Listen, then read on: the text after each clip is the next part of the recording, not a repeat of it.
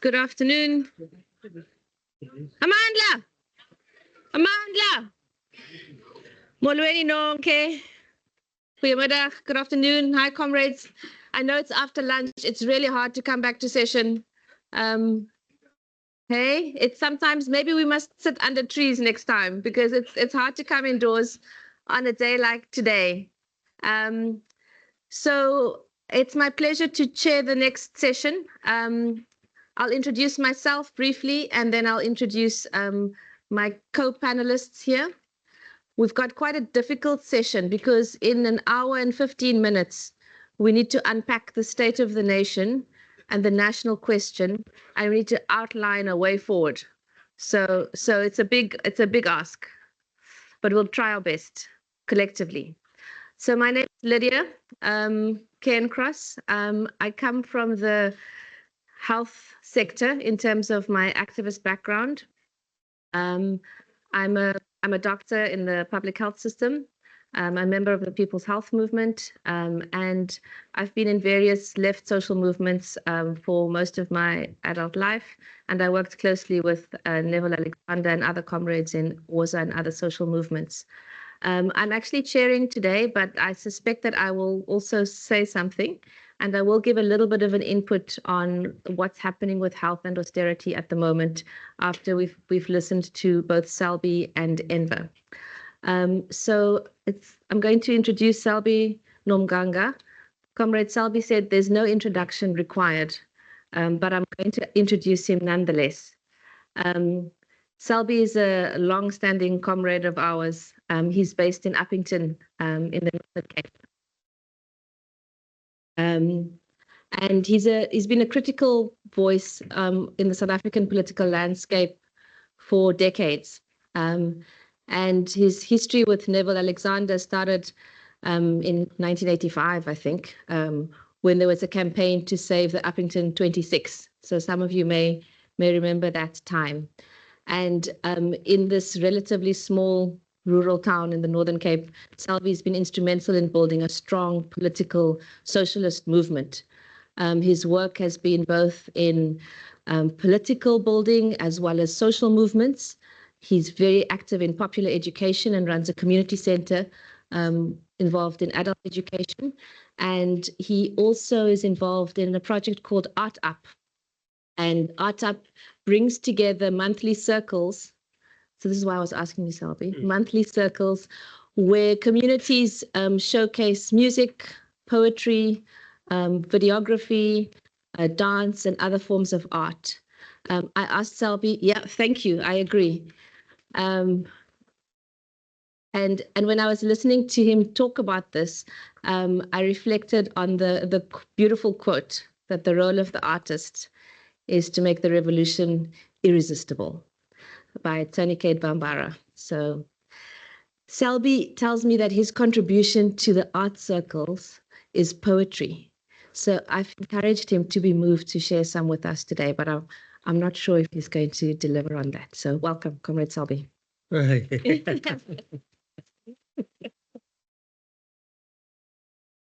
I stand there? Where do you want to? I'd like to stand behind the pulpit.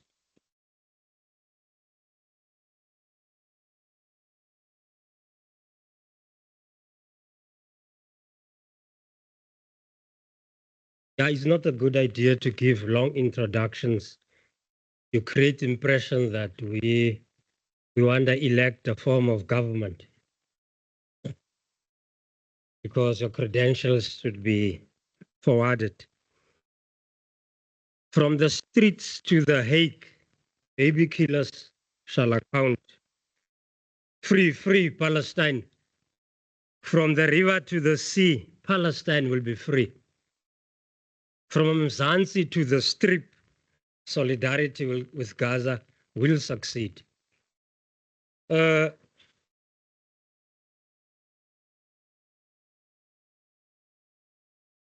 would like to apologize to the children of Gaza in Palestine and to the children in the Congo, in Tigray, in Sudan, in Burma, in India, who are facing genocide, ethnic cleansing, and other forms of programs.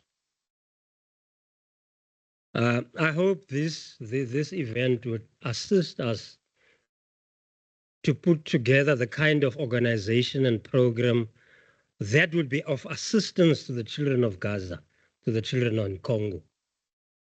But as of now, I apologize because we are not at the level where we can make our contribution as we know we should to their struggles. They face genocides in Africa as well as in Palestine. Well, South Africa was also established through a genocide.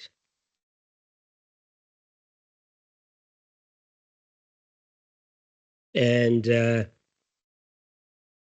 people who suffered another genocide are growing back again. So Oma Katrina, in our part of the world, she's reviving the new language. In other words, you can't get rid of the indigenous. They will ultimately come back. They will come back. They are coming back. And so the children of Gaza, they will come back. We don't have guns. We don't have bombs. We don't have fighter jets, but we know they will come back. The little we can do, we shall do, we must do. So I start by calling on apologizing to the children because we are really failing them. We are failing the children. And in South Africa, the failures, we blame others. 20 children have died, or 20 or more have died because of food poisoning. And therefore, whose fault is it? Are these people who are coming into our country to take our jobs? They are killing the children. We scapegoat, we like Hitler. We scapegoat our fellow brothers and sisters from Zambia, Mozambique, Lesotho, Botswana. So, comrades, I'll just highlight the few things about the national question. I'm not good as a speaker. I'm good as a messenger. So I'll try and highlight a few things. Hopefully we can discuss them. And so through the genocide and colonialism, the colonialists call all of us by one name. We're either a savage, a heathen, a native, a whatnot, a Kafir, but they all group the oppressed people as one. At one point, we were non-Europeans. At other time, we were non-whites, referring to us. So it's all part of the dehumanization, because before you kill people, you first have to dehumanize them. The language you use has to be a language of dehumanization, like is happening with the Palestinians. So dependent on their tactical considerations, they would then change the labels they bestowed on us.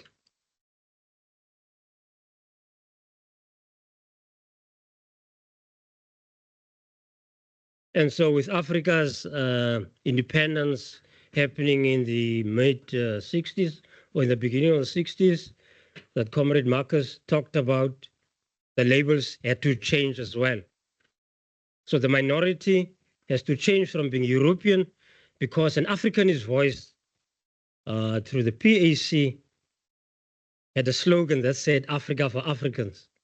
So it was difficult for the oppressor to define themselves as Europeans, so they changed and called themselves white. And as a consequence, the majority of people also has to be changed, no longer be called non-Europeans, but non-whites. I mention those to show that the point that has been made over many years, that racial labels are nothing but inventions of crooks and criminals. There's nothing natural about it. But we internalize it because the state sponsors it. And so we accept those labels. And then we forget that we are human beings. Ubuntu start with the person. That is where we need to begin. Intoni. What is a human being? Is one with 2 legs, 2 ears, 2 arms, 2 eyes. What if the worker have lost his fingers at the workplace? So he doesn't have 2 legs and 2 arms. He's got 1 arm and 1 leg. So there's no longer a human being. So the human being can't reside in the technological system. This is a technology. The human being, I believe, resides inside here. Where I'm pointed at, that's where a human being stays.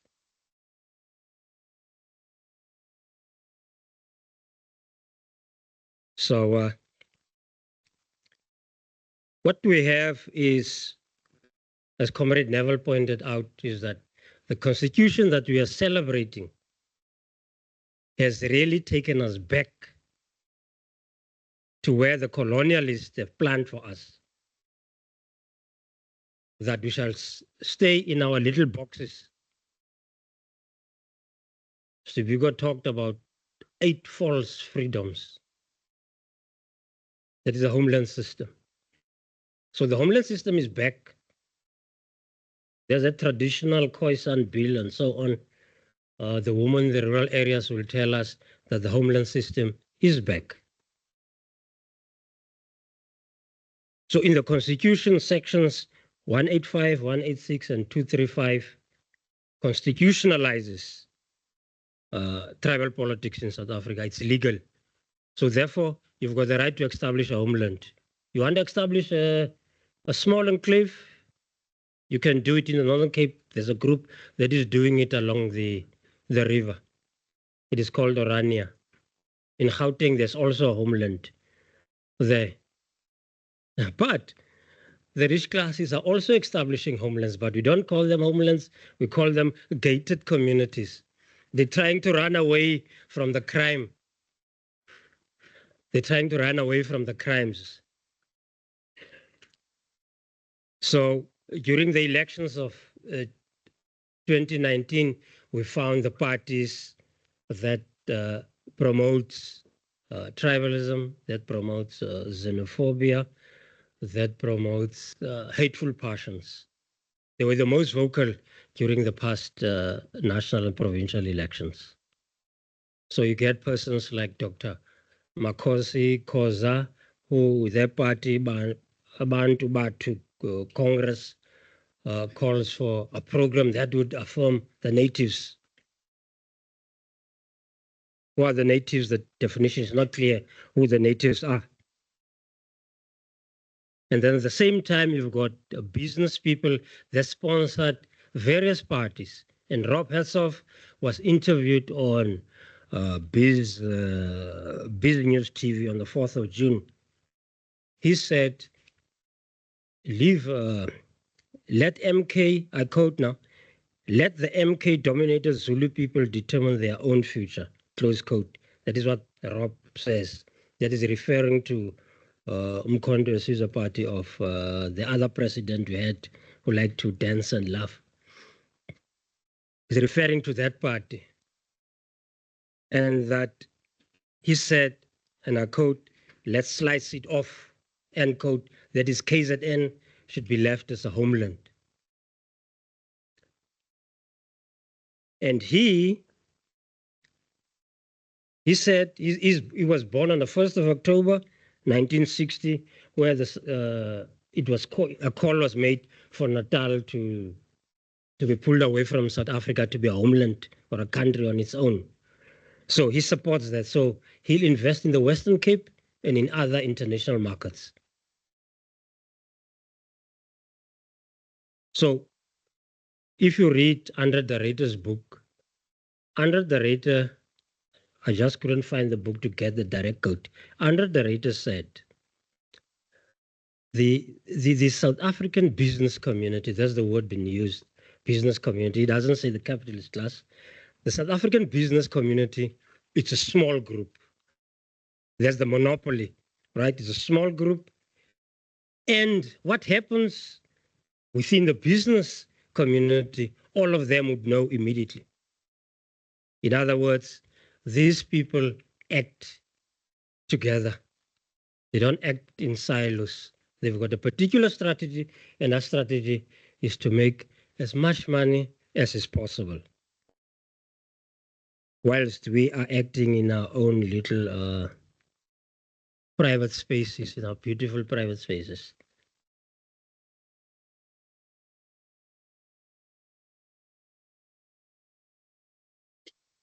So the groundwork is being prepared for hateful passions. The purpose is to disorganize and to disorientate the working class. So we must retreat. All of us are going to be pushed into tribal groups. And we are going to be fighting for our own president. That is how it's going to be defined. You must get a closer president. We have had enough of Tswana presidents for the past 30 years. You must get a Sepedi president. We've had enough of the premiers of Setswana for the past 30 years. That groundwork has been prepared. How is it being prepared? First of all, xenophobia is up and running. In this plastic here, I've got presents for you people. These are different boxes of matches you'll find in a tuck shop. There are more than 10. And the box matches that most people who've got gray hair like me is this one, lion matches. This is the only type of matches you'd get in a shop, lion matches. So you go to any township to go buy matches, you'll get this, different types of matches. So some come from India, some from Pakistan, I think, if not mistaken, some from Eastern European countries. I use this to symbolize the pain we're going through. Some years back, a national was burnt in South Africa. I use this matchbox as a symbol that we've been asked that we must burn the archives of our heritage of liberation and humanity. We've been asked to do that by the xenophobia, by the racism, by the othering of the other. So I hope you don't forget that in a tuck shop, this is what you get. It comes from Southeast Asian countries. Most of the matches and other products too come from there. There are small packets in the tuck shops. It's called glucose. It costs R1. The children like those. Some of it is manufactured in South Africa, some of it in Zimbabwe. So, but nobody explains to us those products within the tuck shops, where do they come from? How do they get into the country? The Minister of Trade and Industry is quiet, the municipalities are quiet. So if you look at the media, the big supermarkets would like to get to the lucrative township economy. They've got products they've designed to take to the township because there's a lot of money to be made from the grant monies that goes in there each month. So we've been asked to choose between the capitalist fractions, which one are going to support. The branded one, the one that is trading in Africa, or you're going to burn down this one that start the tuck shops or the spaza shops. It is South Africans who are leasing their properties to some of our brothers and sisters. And it is the very same South Africans who refused to form cooperatives earlier on when NASA was formed, the National Cooperative Association of South Africa, because there's a lot of money there in the township economy. So people who are involved in the cooperative movement knows that. See, Comrade Derek is here. He knows about that. So go to the archives of NASA, you'll see that.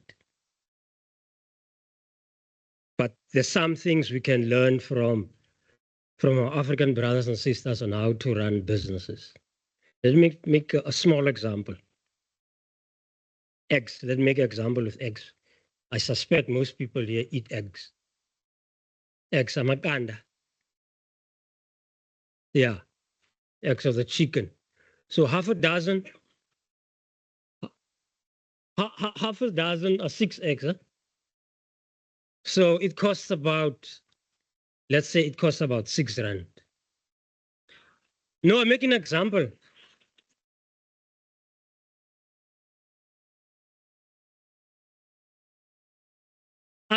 Okay, thank you. Thank you. I'll stick by my 6 rand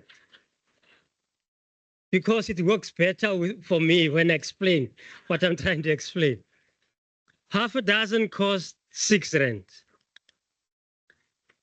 The person that pushes a trolley to go and sell recyclable materials would come back with a 50 cents. And that person needs eggs, but he doesn't have a 6 rand. So what those brothers do, they take that packet, they repackage it, they give you 1 egg, you must give them the 50 cents. So that person got an egg for that day. Or a tea bag. A tea bag would be shared amongst 3 or 4 people. And a tea bag costs 1 rand. So you go to your supermarkets, they won't give you a single tea bag. You must buy the packet. So what I'm saying is that there are business skills there. But we are not talking to our brothers and sisters from Africa. We are not talking to one another. The only people who talk to one another are the politicians. They meet in Midrand and they're having a good time. They come here, they go buy wines and stuff like that. They buy houses. They're having a jolly good time. But we don't do that. We chase each other. We call each other names. So Africa cannot unite. Africa doesn't unite.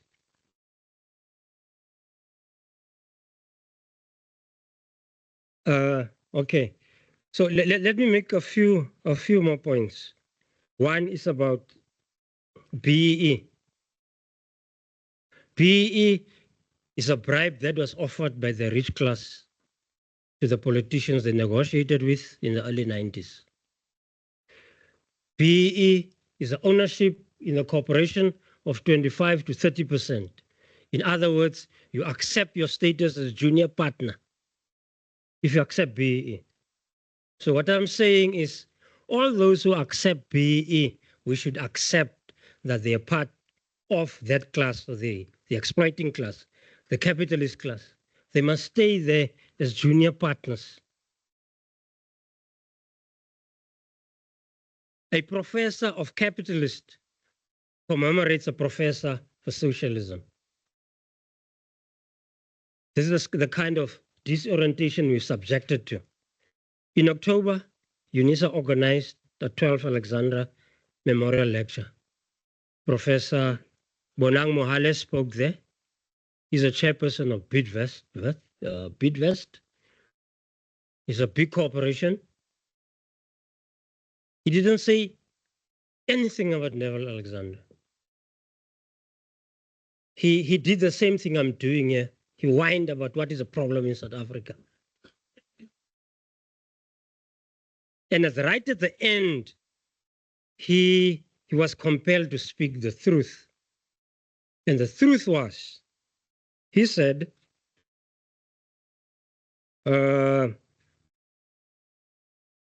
This last, I quote now, the first Bidverse group to reach 100 billion rands revenue mark. And in the last financial year, she, referring to the CEO, Nompumelelo Madisa, posted 123 billion rand revenue, 11.5% trading profit. So he was gloating about it. And he said the only reason he's mentioning that it was because the board of that company is 80% black and 17% woman. So for the black capitalists, they've been good for the capitalist system. No doubt about it. After he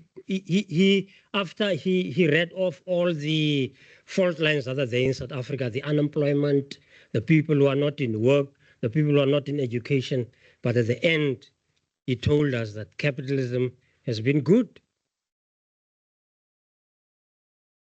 So if we want to make headway, we cannot.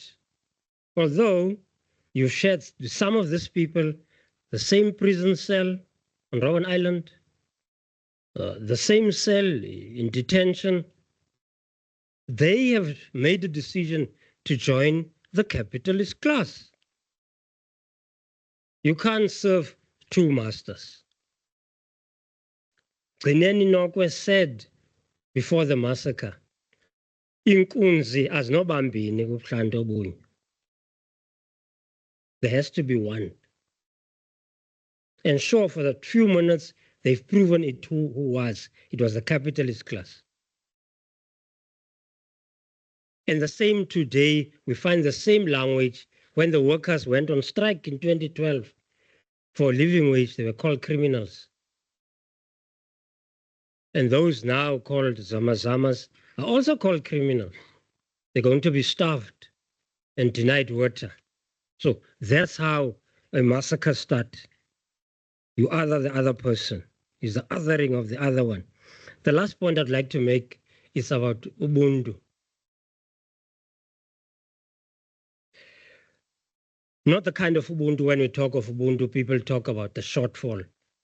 When your neighbor runs out of sugar, you must give your neighbor. When your neighbor runs out of flour, you must give your neighbor. There's a shortfall. Any system's got a shortfall. Ubuntu in all its dimensions, in its biological sense, is that you don't know in your genes whose genes are all of those. You only know your mother and your father and your grandfather and your grandmother. But the first human was not born 50 or 100 years ago. So you should stop othering the other person. But there are many persons in you. You and your brother, you and your sister don't look the same. But you have the same mother.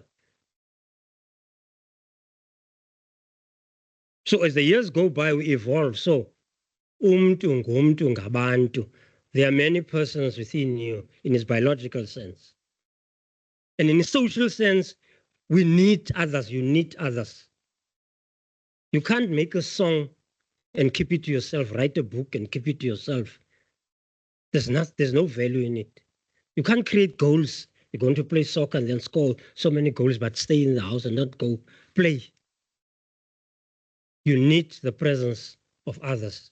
It's only then that the poem that you've created would make sense because others would enjoy it. The music would make sense because others enjoy it. You need others to produce. In the economic sense, you need others to assist you. So Ubuntu in its economic basis is that each person has access to the assets that makes life possible and livable and dignified. You have to work for yourself. Not to be employed, you have to work for yourself. You've got the right to the land, you've got the right to the water, you've got the right to the mountains, you've got the right to the trees. But we must live in harmony with nature. So capitalism destroys and destructs.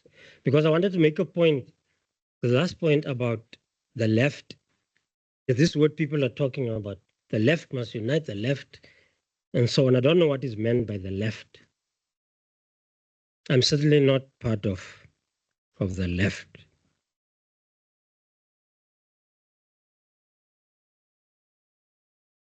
You see, in South Africa, we've got nationalists, we've got Africanist, Congolese, and so on. So at least you know what is it that people are talking about. But if you say the left, I don't understand what that means. But the little I know is people who find it extremely uncomfortable to live in a capitalist system, because the system is so dehumanizing. It is not a fun place to live at. You can't have fun in a capitalist system because there's poverty, there's destruction all over around. But the problem is those that call them or are called the left, amongst themselves, they've got gurus. And once you touch that guru, you disagree with that guru, you're in trouble. And they fail to come together and design a program as to how we can create a better society. But I console myself by saying that, okay, there are people that are doing it for themselves. People are fighting every day. There is a struggle for better conditions. There is a struggle for the basics. People fight for electricity. People fight for water. They fight for education. So there is a struggle. Out of that, they will learn.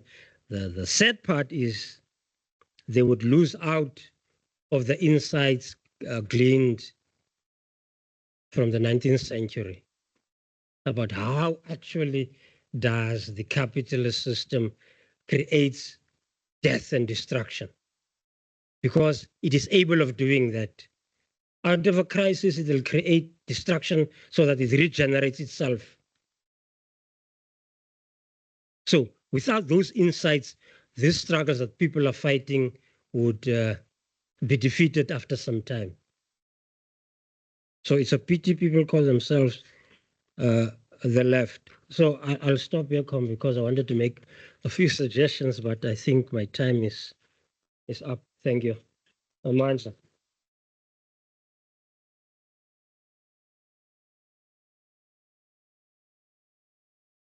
Comrade Selby is just collecting the matchboxes. The fire. The fire. Thank you very much, Selby. Our next input is coming from Enver Motala. I know that he's very well known to many of you here, with more than 5 decades of work within the education sector. He's asked me not to introduce him, so I'm just going to say welcome, Enver. Thank you very much.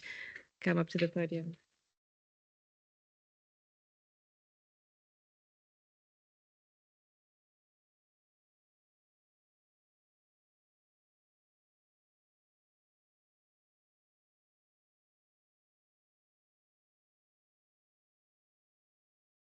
Good afternoon, everybody. Hello. I'm sorry I'm wearing these. My eyes are sensitive to the light. I'm not hiding from anybody. Anyway, I want to make 5 points. The first is simply that the state of the nation is inseparable from the state of the world at the moment. A world in which we are confronted by perhaps the most crisis-ridden, global, corporate-driven world that we've had ever since perhaps over the last century. This crisis which corporate capitalism is driving is rightly called a polycrisis, because it is evident in every single sphere of our social, political, economic, cultural, and our life in general. And of course, it is causing havoc in our natural environment, destroying the planetary ecology, and of course, is making war on the poor all over the world. That's what it is doing. It is a system which is characterized by its barbaric attack on humanity in general, but the poor in particular. That's the first point I want to make. The second point I want to make is that, but inevitably it has produced, and it will continue to produce, massive contradictions. And it is in these contradictions, as a consequence of these contradictions, they are now emerging throughout the world, not just here, throughout the world, and in sometimes some of the most difficult and oppressive conditions, a set of emerging and developing alternatives. That's what's happening. If we keep an eye beyond the superficial, that's what's happening. Yes, on the one hand, there is this murderous onslaught on the poor everywhere, as we can see graphically, most graphically in Palestine, in Sudan, in Haiti, in other places. But on the other hand, there is a global emergence of a set of alternatives, some fragile, some stronger, some spontaneous, some more developed, some more resourceful, some less so, some ephemeral, some longer term. But they are there. They are beginning to emerge and have emerged. In fact, they're not just beginning. They're there for at least simultaneous with the onslaught of neoliberalism 30 or 40 years ago. And what they are doing also is that they are beginning to provide an alternative to the conventional modes of opposition to capitalism through the kinds of organization that arose in the early period of the history of capitalism through organized workplaces and the trade union movement. What is now emerging is much wider than existed then. I must get some water.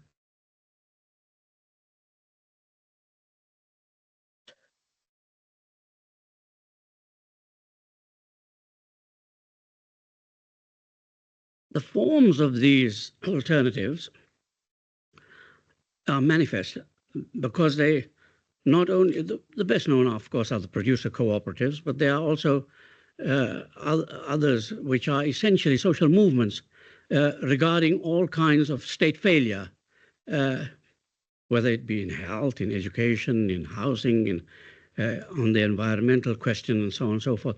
But they're also producer and consumer cooperatives, because that has to do with the material conditions of life, which people have to constitute against this rapacious system.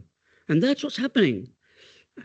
For instance, if you take the figures by the International Cooperative Movement, some 250 million people are now involved globally in cooperatives, and some in extremely difficult conditions. We know the best ones, you know, the stuff that the MST is doing in Brazil, Viomé, the Rojava in Syria. So there are many like I can't remember them all.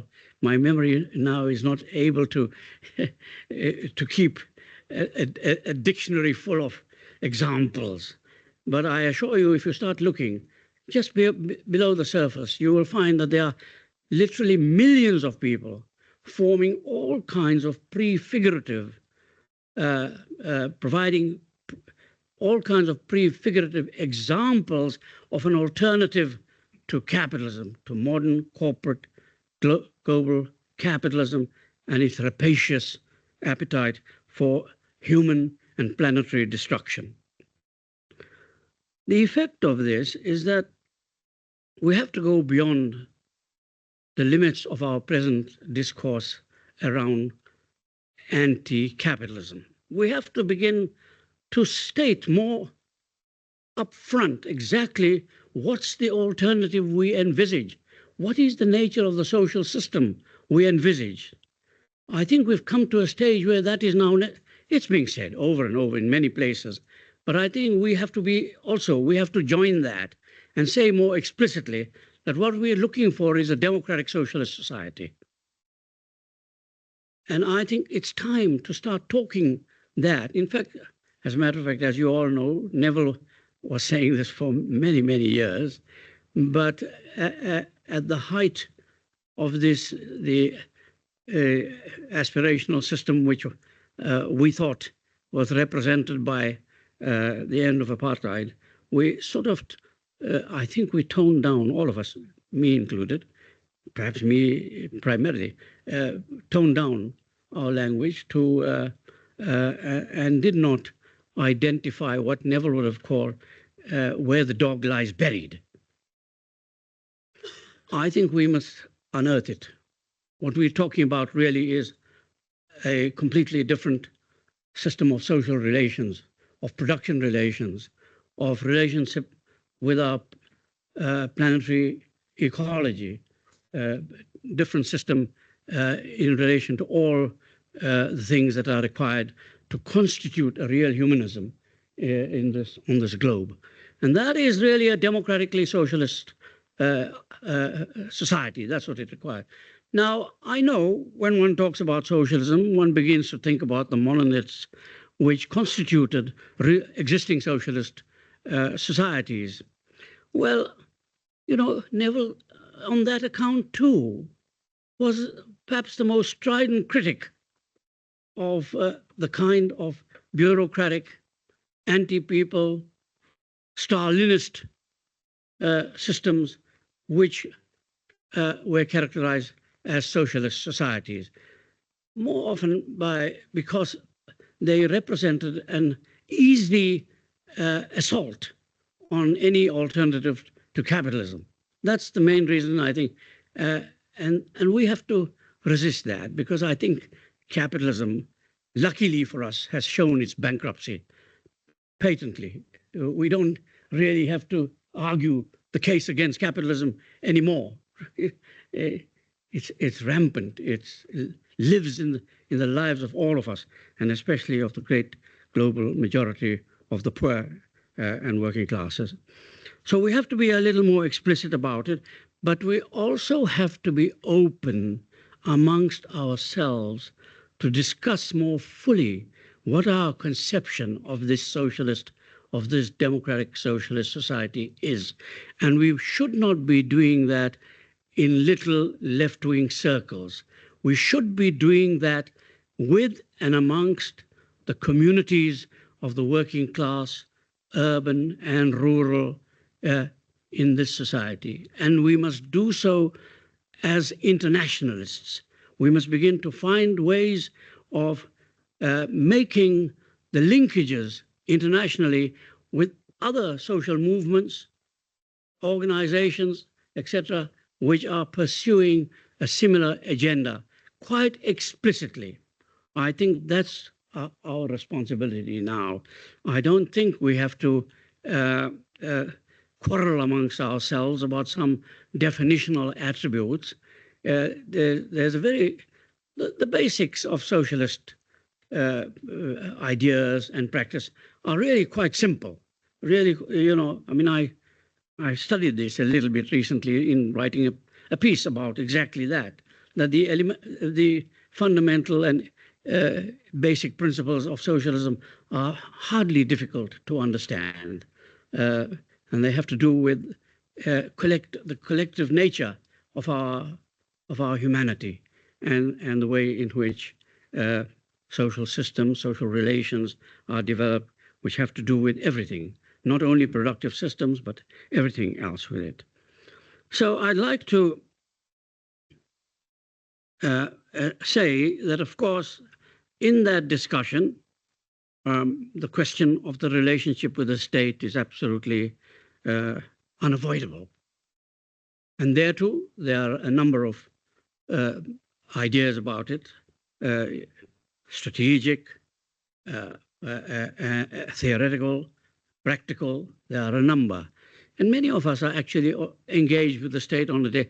You know, the arguments range from the arguments of the autonomous anarcho-syndicalists to those who want to continue an old vanguardist approach to seizure of the state and so on and so forth. We can have huge discussions about that. But at the end of the day, unless we bring into the project of socialist transformation the great majority of the people with whom we work, of the world, or in our country to begin with. Unless we do that, we will continue to manufacture relatively unimportant debates and remain at the level of theorization. We have to, because there is no agency for global or national change other than the agency of the most oppressed great majority of our populations. And if anybody continues to believe that a small coterie of left-wing intellectuals can resolve this huge problem, they are grossly mistaken. I urge you to reread, especially Trotsky's History of the Russian Revolution and the role of mass movements because we've been taught very differently about how that revolution took place. And in any other social change in this continent, in other continents, wherever. So along those lines, lately I've really been thinking about we should start amongst educators of whatever kind. The word educator I don't use as in a formal sense at all. I use it to describe all those people who are directly involved in processes relating to social and political consciousness in the communities and trade unions and social movements and any other places, religious institutions or wherever we practice, we live and work. And I think we must think now amongst ourselves as a community of forming a forum, an organization of radical or socialist educators. It's an idea which I've had discussions with people like Noor and Salim and so on, but I thought I should today say it more openly. Thank you very much.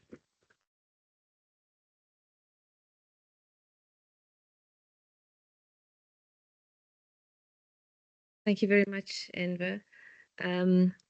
So I'm supposed to be chairing and not speaking, but Selby can keep me disciplined. I'm just going to say a few thoughts as well. So having listened to both Selby and Enver and also the session on austerity in education earlier, I just want to make a few comments. When we think about the South Africa of 2024, what stands out for me is the way the narrative of capitalist neoliberalism has been pushed as a propaganda campaign, really, in order to hide the insanity of the system. I feel that even more than in the past. And for me, that's a symptom of the fact that the insanity is becoming more and more obvious to anyone who takes a moment to look. And so part of that propaganda falsification of our reality is this dichotomy between the ANC and the DA, the Western Cape and the rest of the country, which we see playing out in the austerity conversations. So, you know, the DA is more capitalist than the ANC, and the ANC is more progressive, but the DA is more organized and they stick to budgets and all of that. That whole discussion is disabling of us actually seeing that both of them have identical economic policies. And that it was an ANC Minister of Finance that introduced the most austere budget post-1994 in February of this year. And it was DA politicians that applauded that budget. So this desperation to convince us that this is rational, reasonable, sane, the right thing to do is something that I see, you know, it's playing out in the media, in the conversation, and it's part of the narrative that there is no alternative to this way of organizing the system. Now, in the last session on education, we heard about how crazy it is that we have young children, 7, 8, 9, walking 7, 8 kilometers to school across highways and bridges. We've heard about the kids dying crossing rivers while empty buses pass them. Presumably the empty buses require you to pay to be on the bus. This is the insanity of the capitalist system. In health, I can give you the numbers of what's been happening. So We know that we have a population under assault by multiple health crises. The crisis of malnutrition and stunted growth, the crisis of infectious diseases with HIV, AIDS, tuberculosis, the crisis of diseases such as hypertension and diabetes, which come from our lack of access to healthy food and healthy lifestyles, and the crisis of trauma and violence, which is massive and actually growing, where we have the highest rate of gunshot injuries on the continent, in the city, the beautiful and brutal Cape Town, where the access to guns are so easy that there's a free flow from manufacturers through the police into communities and into gangs. And the problem of crime is a working class problem. It's not really a middle class problem. And I work in a surgical department, so we run a trauma unit. It is unbelievable, the brutality of the system. So if you do a ward round in the trauma unit, it's young black men between 18 and 25. Bed after bed after bed, gunshot, multiple gunshot. Nobody stabs anymore in Cape Town. It's gunshots. And the Minister of Police, and they are still debating gun regulation, which we talked about 10 years ago. So this is the part of the insanity of the system. So into the health system that looks like that comes austerity. So in 2024, just before the elections, the Minister of Health found a pen and signed off the NHI bill to an act. So the NHI was signed into law. And in the same year, we have experienced the harshest budget cuts in health since the advent of democracy in this country. This is insane. And they get away with maintaining this false narrative by somehow preventing these kinds of conversations happening, or us connecting to one another, or lifting the lid on what is really happening. So when we talk about, I'll give you an example of capitalist logic in healthcare. So we have a 19-year-old in one of our wards who has a liver cancer. This liver cancer can be treated by a medication which has been produced in the global north by a large pharmaceutical company, and it costs a lot of money. It's licensed and registered in South Africa. It's available to be used. It's very effective, but we do not have access to it in the state sector.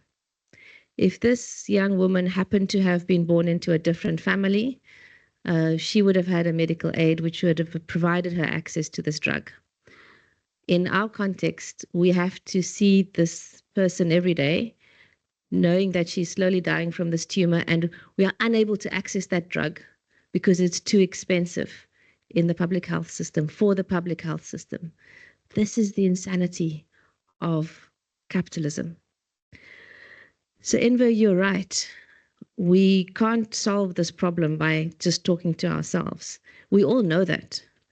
What we don't know is what should we be doing. And I think in reflecting on the fact that the narrative of capitalism is playing out, it's playing out in Palestine, in Sudan, South Africa, in health and education and transport and housing. I'll give you another anecdote. So my daughter is studying economics and management systems, EMS, at school. Teachers help me, science. I just notice EMS. They always give me the abbreviation, science. So I'm helping her to study, and my blood pressure is going up constantly because this thing is just propaganda. As I said to her, this is capitalist bullshit. She's like, geez, Mom. So, and she's like, I'm going to tell my teacher you said that. I'm like, tell them. So in EMS, the children are being taught that the health of the economy is measured by the growth year on year of what is bought and sold. So how is an economy not measured against whether we can feed our children, whether they can go to school, whether we have houses for people, whether we are able to provide healthcare to the vulnerable and the fragile? How is that even a narrative that we can believe? So that's the power of the propaganda that has got us. So what is it that we need to be doing? We need to be finding in every space, in every avenue, in every place that we work, ways to disrupt and interrupt the story that this is sane and true. So by telling you the story about the 19-year-old with a liver cancer who can't get drugs because there's a pharmaceutical company that needs to make profit from that, that's a way of disrupting that story. By telling us that 100,000 kids will be affected by the retrenchment of teachers, that's disrupting the story. Standing at a picket line on a Friday with just 5 other people outside a school saying, do you know that they're cutting the education budget? That is part of disrupting the story.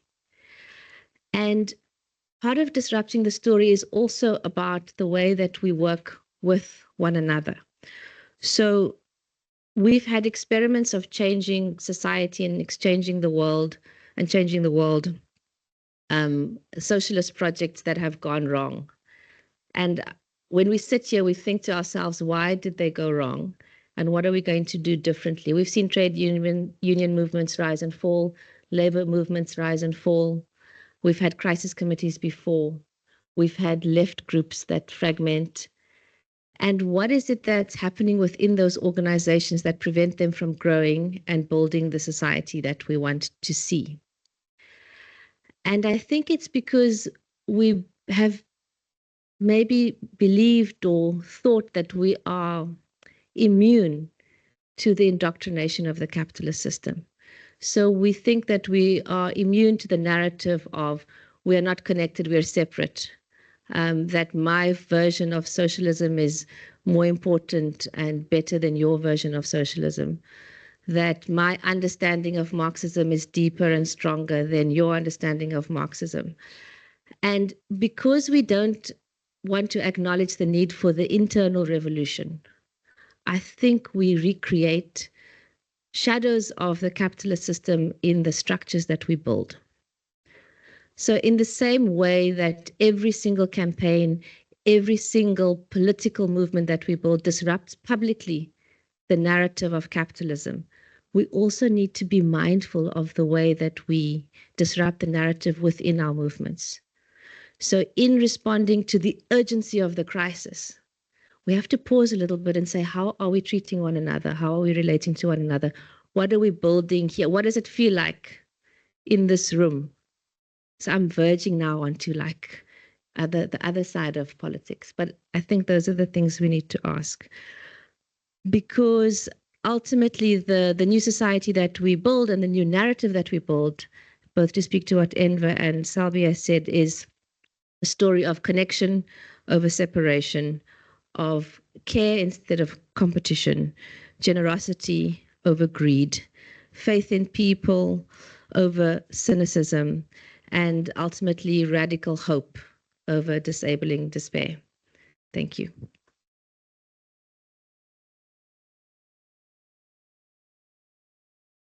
Okay, so we have 25 minutes for discussion.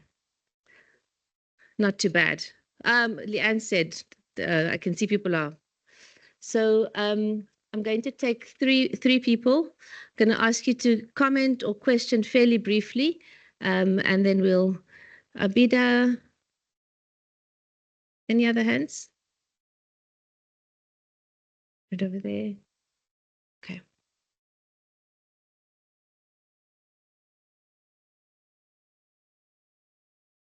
Thank you. I want to say thank you to Enver and to Salvi.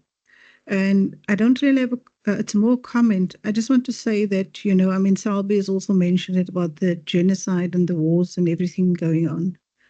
But I think in a South African context, I think maybe what we haven't mentioned even for most of the day is actually that there are still miners trapped in Stilfontein.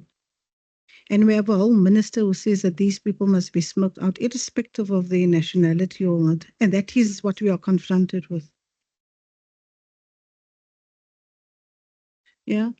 And then also for us here, I think it's linked to what Lydia said now about, all the guns available. At least once a week, we hear of a young child being shot and killed, caught in the crossfire most of the time. Just this week past, we had another young person in Altis River. A young 14-year-old was shot and killed.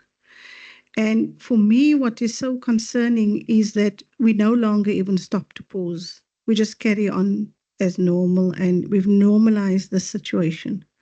And I think for me, one of the important things is that, because a lot of people say to us, you're never going to change the system. And that is really our strength that we have. It's the belief and having that hope. And we need to out-organize them, and we need to be as disciplined as they are, in fact, more so. And it's now more than ever that we need that, given not just the context here in the Western Cape or nationally, but internationally. That is our responsibility. Thank you.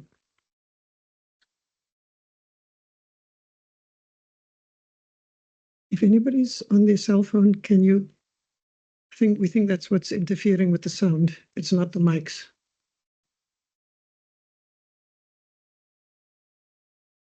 Thank you. Good to go. Okay, cool. Good afternoon, everyone. My name is Jordan Peters, and I wanted to weigh in on what Comrade Selby and Enver were saying from the perspective of a youth activist caught up in the chaos of the Cape Town social justice sector.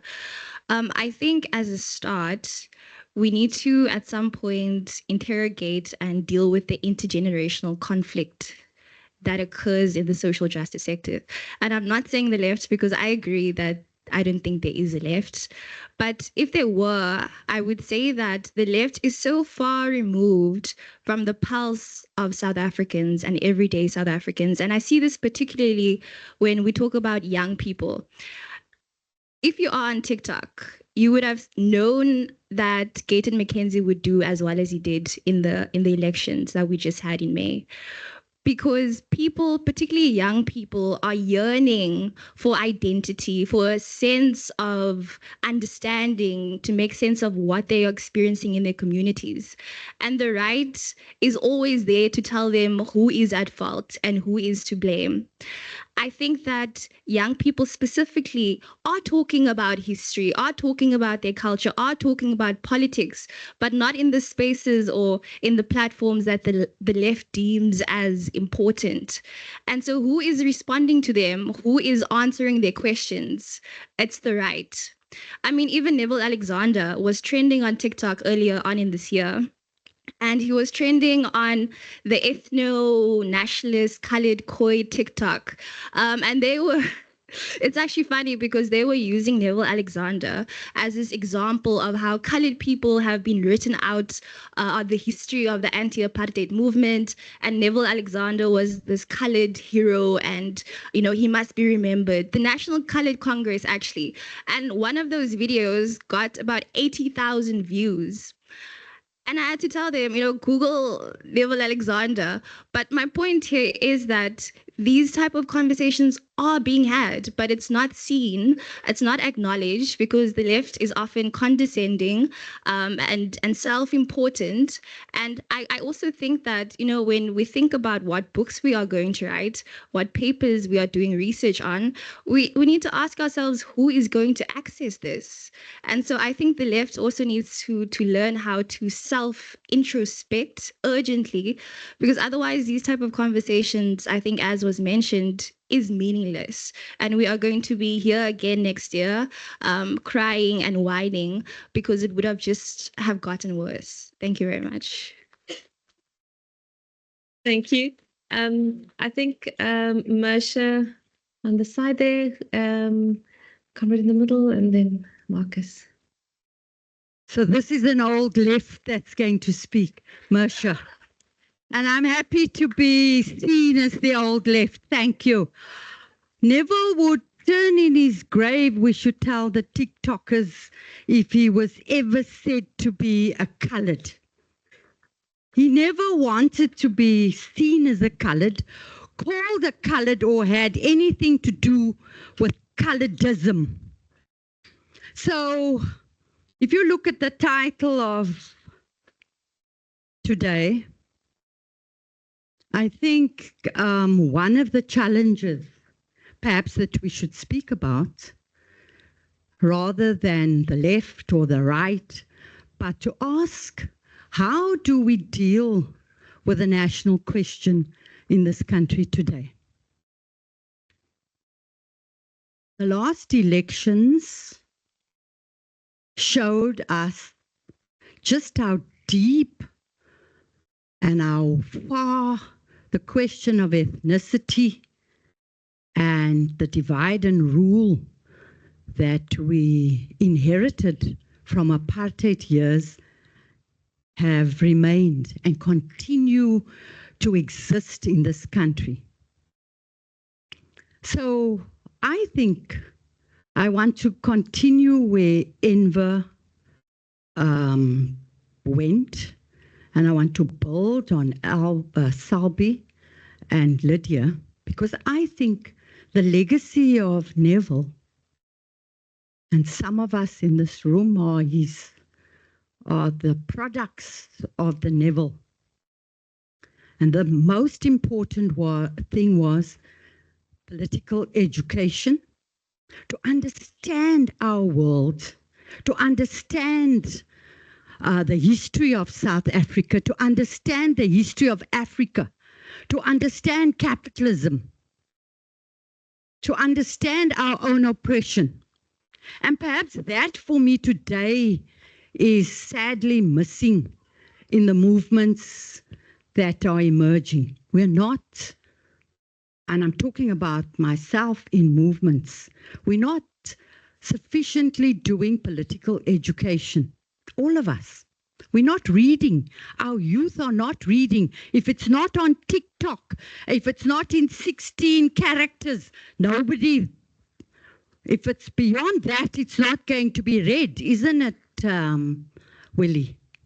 So I think there is a deep and great need today to reclaim this history, this legacy that the Nevilles have introduced in the Western Cape.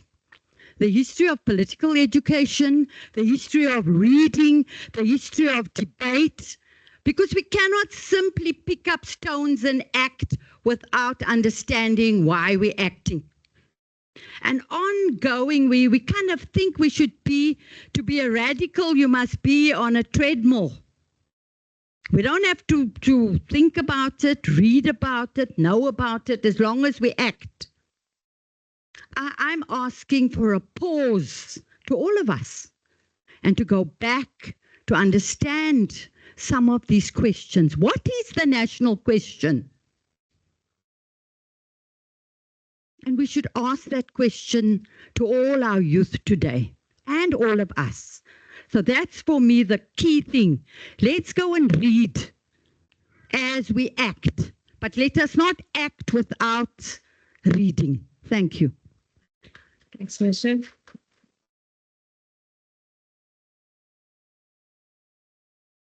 Thank you. Mouthful, serious mouthful. I have a problem with the way in which we understand or talk about politics. Some of you will recall John Foster carrying on those years about bus and mix politics and sport. But I think that idea, the binary of politics and something else, is a critical thing that we need to talk about. Now, there are the whole range of issues. I just want to talk about, for a minute, just two things. The one is language. When earlier sessions we heard the importance of language as a tool for communication. And if there is language but there is no communication, because we haven't taught our kids how to communicate across languages, then we have a huge problem. But language goes beyond that. I think, for example, the way in which the conversation we should have, one of the conversations I should add, we should have, is about the way in which we laugh. Somebody said earlier, humor is important. Of course it's important. It's the lifeblood of keeping us going. But humor can also be weaponized to be an enormously destructive influence on our politics. Gender-based violence, racism, I find, and it's difficult to say, but I find very progressive people have no problem in making racist jokes because it's funny. They have no problem in making sexist jokes because it's funny. And unless we begin to have a conversation with our kids from early education development about how we use language without realizing that we're othering other people in terms of the color of their skin, the nationality they have, the sex and gender they have, and so on. And the conversation should center around what is the problem with you? And the problem is, and we should draw this out with young people, if you make a joke, a sexist joke about a woman,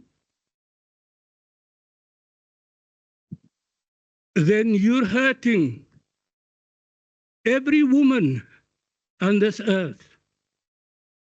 You're insulting my mother and my grandmother and all the mothers before them, my sisters and all the sisters around us, and the aunts and so on and so forth.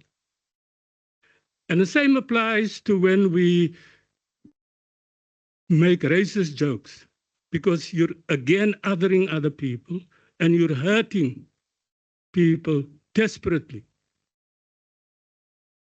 And so when I started off, I said there's a problem with how we use and understand and transmit our understanding, our flawed understanding of language and of other social conventions. And so what I'm saying is that we should begin to, while we take seriously all the other points that's being made, for me, there is a gap between what I would call the facilitating impulses to a particular kind of politics. Thank you. I think we'll just take one more comment and two more, and then we'll get comments from the panel. Marcus?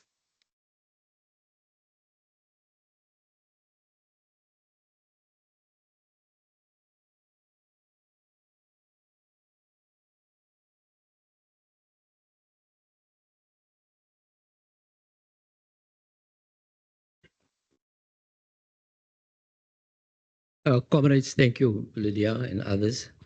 There's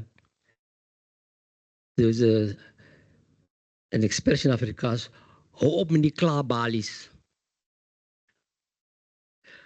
We must stop. We've got all the information and health and water and every single aspect of our society's problems. And they are best articulated by mothers. So let me start by saying our main teachers are our people. And we can unload that. But what we must now start doing, we've got about 200,000 soup kitchens in this country and thousands of other self-organizations existing. Plus, we've got 160,000 NGOs with social movements. Let us talk coordination. You can come with your version of Trotskyism and your version of Stalinism. I come with my religious and your faith-based, etc. Let's come together and then we discuss the issue of literacy, for example. In 1960, the Cuban Revolution launched a literacy campaign. It became the basis for the success of the revolution in Cuba. It dealt with every aspect of Cuban society. The main thing we would like to say, or I would like to say, is let's coordinate a grassroots movement with all the existing organizations. And then we discuss these issues that people are raising all the time. And I'm not even, I'm just an observation. We come to these and we hear about just how many people. I come from the children's sector, not the labor movement or the, also work in the civic. I can quote you 4 million children are stunted in this country. They can never learn beyond now. There are 10 million children go hungry, but the fucking shops are full of food. You know, I now say, go to the shops and eat. And I've been warned, and I've been and I take the warning seriously. The thing is, let's talk a coordinated program. The water sector, we've got Coney Benson works in the water sector internationally. There are about 6, 7, 8 water focus groupings in this country. No, not in this country, in Western Cape. In Mitchell's Plain, there are about 20 women's groups working on gender-based violence. Let us, comrades, coordinate. We know the problem. What must we do? Yeah. So that we can build the power. And let us all stop this thing. We must teach. Let us create an environment for learning. Who's going to teach? When this whole thing about children must be taught how to behave, they said, who's going to teach us? President Zuma, who rapes a woman, old enough to be, in fact, it was his daughter, his adopted daughter, basically. Yeah? So the thing is, let us now start talking about coordination. You come with this version of the Freedom Charter, and I come with my version of the Children's Charter, etc., etc. And yeah, we know the problem. There's one other point, but I'll come back to it. Oh yeah, thank you. The national question is a call to action. It is also one of Marx's tools of analysis. Lenin and Trotsky and Stalin used it. Neville used it most effectively in this country. But it was not his invention. He looked at society. We've got colors, we think others are Muslims, others are dark colors, others are fair colors, others lang hare, others are kort hare. You know?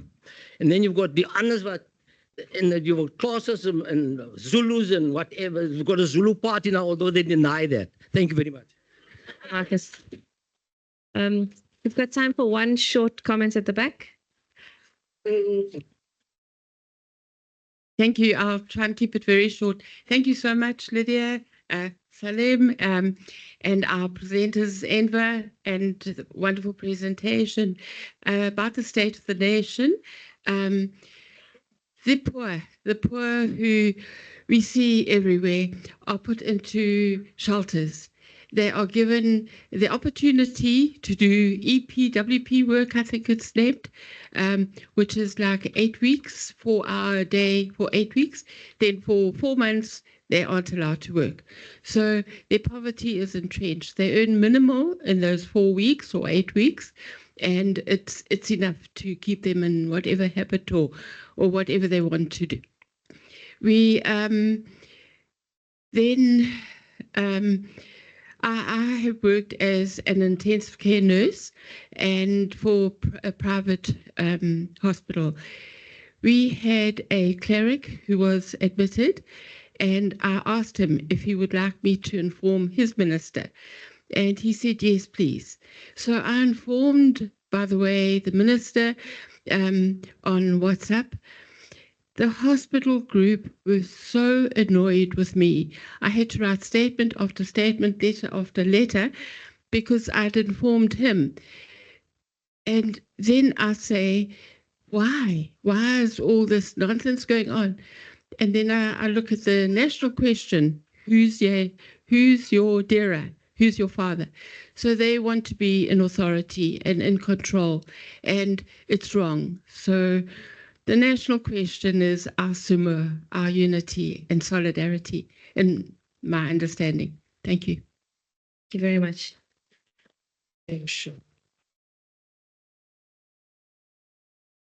Good afternoon, ladies and gentlemen. Thank you for the opportunity, Lydia.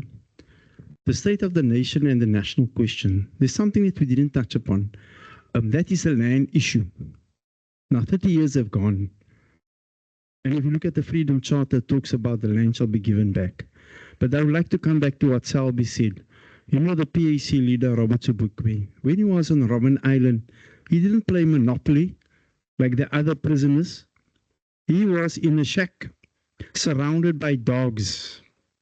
Surrounded by dogs, 24 hours for 12 years, 8 years, whatever he was. The only way he could communicate with the prisoners walking past in the morning when they had to go and take the shovel and go to the yard, in the lime yard, was to take his hands and take the sand, and he dropped the sand. And what did he say? He didn't say a word. He couldn't. He was under severe punishment. His food was rationed. When he came out, he had cancer in hospital. This was a giant of high intellectual capacity. 30 years is gone. We're still here. He's gone. He's passed on. Did we get our land back? The land issue. What must we do?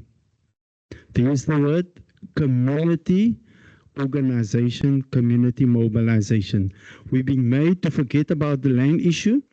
It's now about what Selby said, the gated housing estates, the tribal areas, all of that. The question is basically, what are we going to do? Thank you. Thank you, Comrade, for bringing the land question in. So thank you. Yes, stop. I'm going to give an opportunity to Enver and Selby and then myself to say a few final words. We've got 6 minutes, comrades.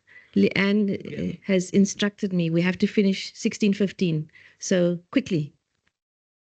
Okay, thank you. The national question is going to be resolved on the streets of South Africa. And then therefore what is demanded of us at this very moment is to, as suggested by comrades, is to coordinate our efforts, because there are defensive battles that people are fighting out there for basic services, against austerity. And so it is only through that struggle that we're going to build organization to be able to address these issues. There is no other which way I see it. So in other words, as there is a dialectic involved in a struggle, whilst you throw stones, you set up barricades, but also the literacy program has to continue. Like the Red Army, it was marching in China, but they conducted literacy classes, similar like the Cuban revolutionaries. So, as Biko said, is that the culture we are building is a culture of resistance. And we must resist capitalism. We must resist the cutback in budget allocations for basic services. The culture we're going to create is through struggle.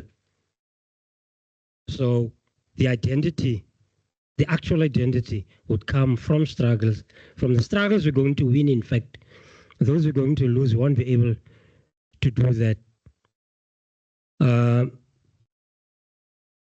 And I think the most important issue that is lacking, we lack leadership, the ability of calling each other into a room and talk about an issue. We are just unable to do that. We are not good at that, so we're not really ready to lead any movement. I'm sorry to say that, but it needs to be said.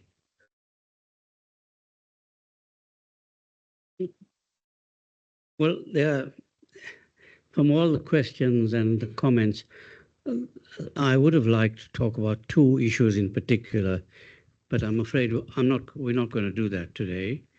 The two issues which I think are really important and which need much more careful discussion, and we should pursue these discussions wherever we are. One has to do with this troubling question of the left, which I think is often confused because the left is identified with university-based intellectuals. And that's where the problem starts, because, in fact, historically, the left is not constituted. In fact, I think it must be a relatively small minority who is constituted by people who have university-based educational. And the best intellectuals for me have always been those who are tied almost umbilically to social movements, political and trade union organizations, and so on and so forth. And that's where I think we must have a proper discussion.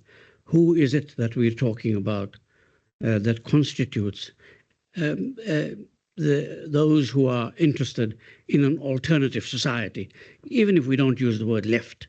That's fine. That would be fine. The second question, which I really would have liked us to have a proper discussion, is the question raised by Mersha around the problems of consciousness.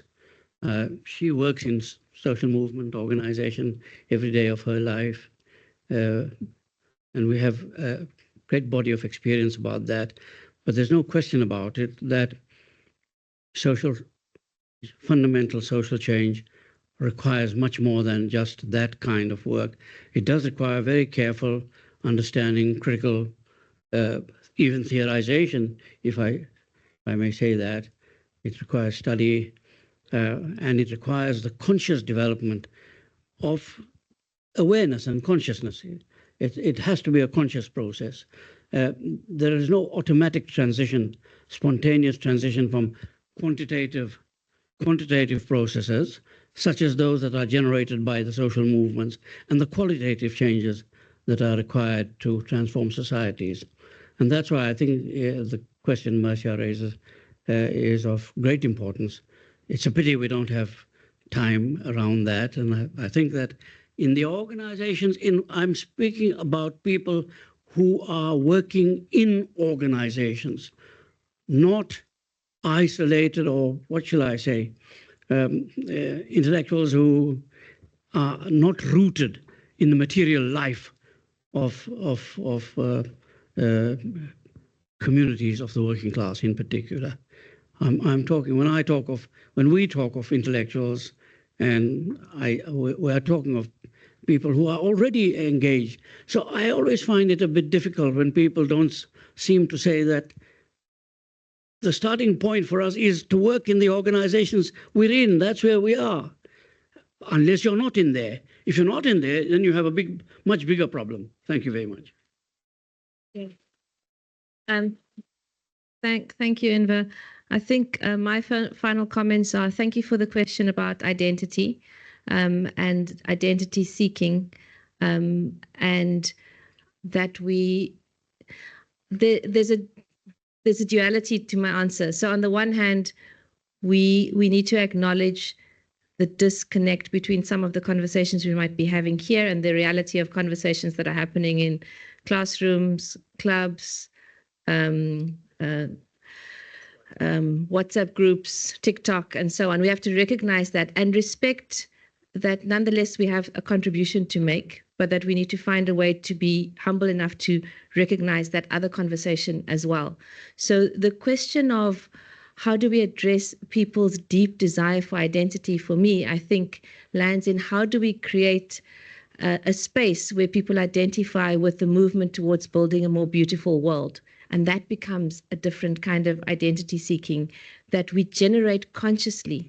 And for us to do that, which comes a little bit to comments around political education, We come here and we want to sit here today to understand what's happening with our country, not because we don't want to be doing something outside fun in the sun today because it's a beautiful day. We come here because we are deeply moved by what is going on in the world. We are grieving what we see around us, and we are trying to make sense and meaning of it. And when people are trying to make sense and meaning of what's happening in their schools and in their health systems and in their communities, on their roads, that's the point at which political education comes in. So the heart comes first, and then the mind comes. And I guess our contribution as people who've been doing this for some time, or perhaps have done the political reading, is to connect those instinctive feelings that something is wrong here with some of the writings over the last several hundred years on political change and political systems.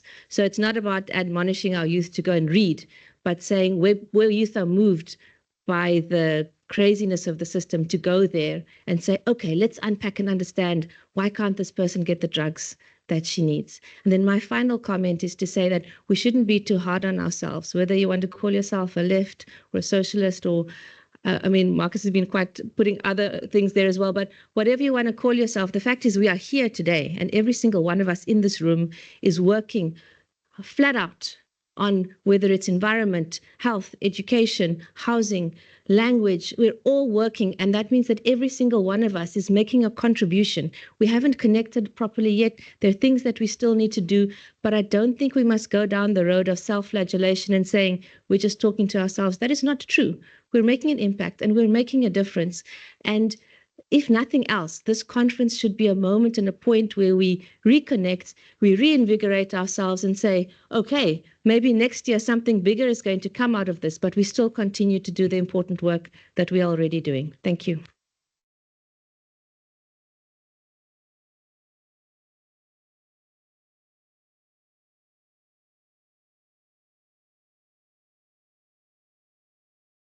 Okay, we're going to move speedily to the next panel. We have 2 video clips to show, so we just need to get the online audience on the same page as us. Just save the time and we'll show them.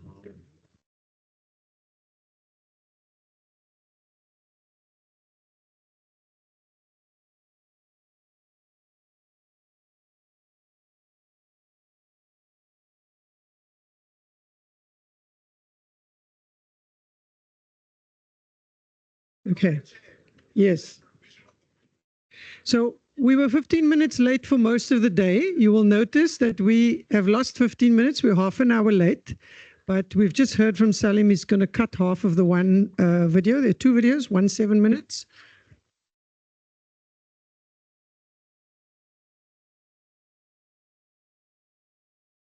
So we are going to try and make up 15 minutes such that our tea break, instead of being, what is it, 5 to 5:30, we're probably going to go from 5:30 to 5:45. So we're going to try and catch up as much as we can, because we really don't want to leave later than we're supposed to. I think you can go ahead.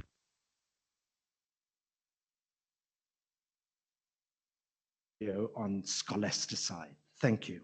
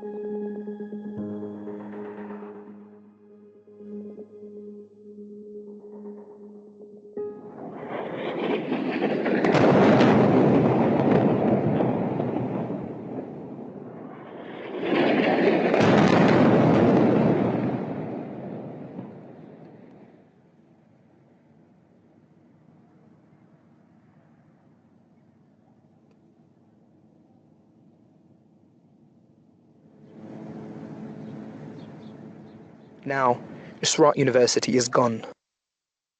Dust and debris have lost hope for a generation of Palestinians. This is what the campus used to look like. A modern university offering courses including finance, engineering and law for more than 4,000 students.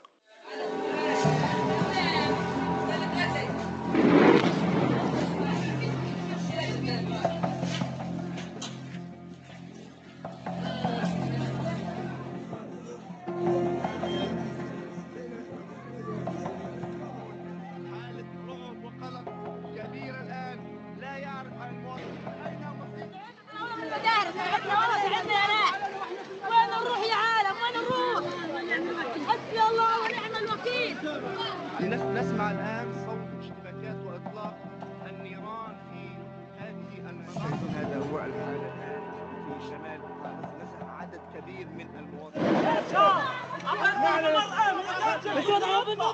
قتلنا في الشارع. انت قلت لنا اطلع مع المرأة من تو لسه عمالة قلت حسبنا الله ونعم الوكيل. اللي بيعدم الناس قدام اهله. عدموه قدام اهله يا راجل برضه اولاده. قدام ابوه وامه بيقولوا بكفي راح عدموه.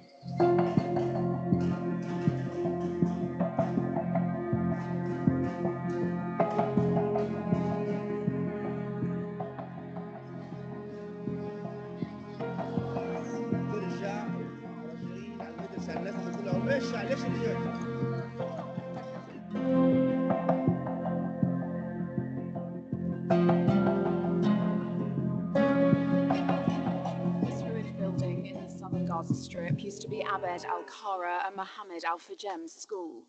The 10-year-old friends from Eastern Han Yunis, traumatized from 6 months of war, stare at its destroyed shell. Once a place of learning, the school is now riddled with bullets. Papers are scattered across gutted classrooms. Posters peel off the walls. Damaged books line the floors.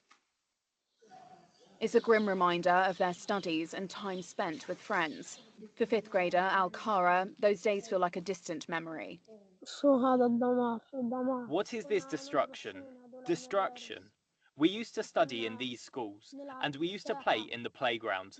They would bring us toys. We would go out during recess. We would go to the classroom and walk around.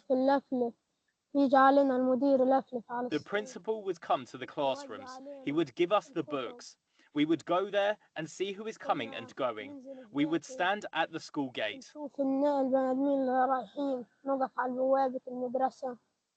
Much of Gaza looks just like this, reduced to rubble and wasteland. That includes many schools, which, with children making up about half of Gaza's 2.3 million population, have a critical place in society.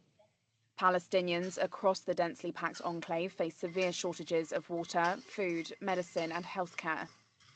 Many young students who were hungry to learn are now simply hungry. They wonder if they'll ever be able to pack their books and go back to school again. Sat on the school's rubble, teacher Mohammed Al-Qudari reflects on the wide-scale ruin of Gaza's education system. There is destruction of educational institutions and spaces, resulting in the destruction of educational life. There is destruction of universities. Almost all the Gaza Strip's universities have been destroyed. Almost all schools have been destroyed, along with kindergartens. There is complete destruction of the Gaza Strip and the education sector.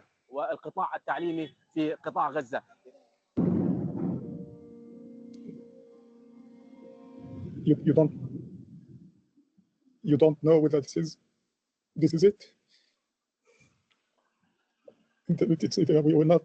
We don't deserve this. I'm an academic. Probably the toughest thing I have at home is an expo marker. But if the Israelis invade, if they target us, charge at us, open door to door to massacre us, I'm going to use that marker, throw it at the Israeli soldiers, even if that is the last thing that I would be able to do. And this is the feeling of everybody. We are helpless. We have nothing to lose. If I must die, if I must die, if I must die, you must live to tell my story, to sell my things, to buy a piece of cloth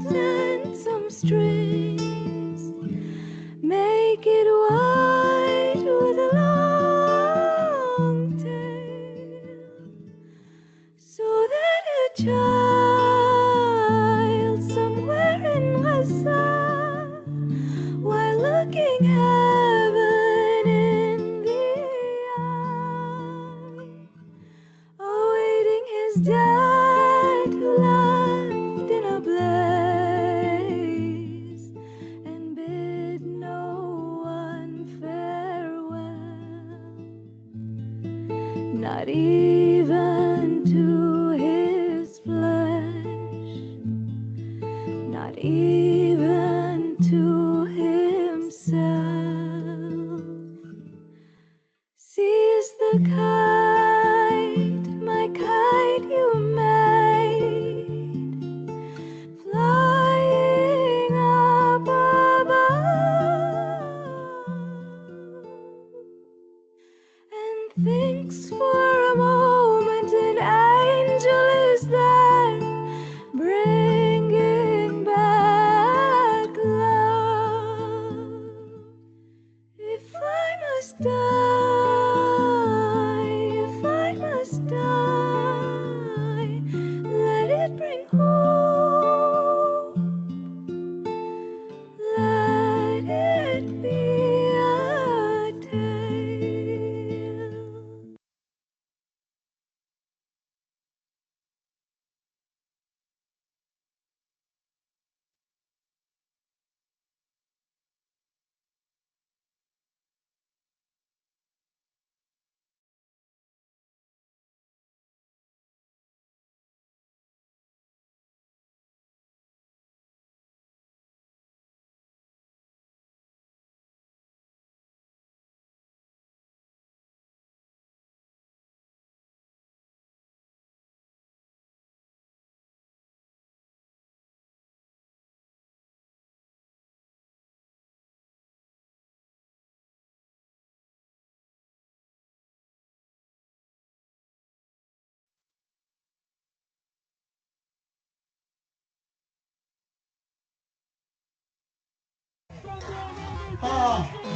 Students across the globe, rising up for Palestine. This is the national performance of its soul.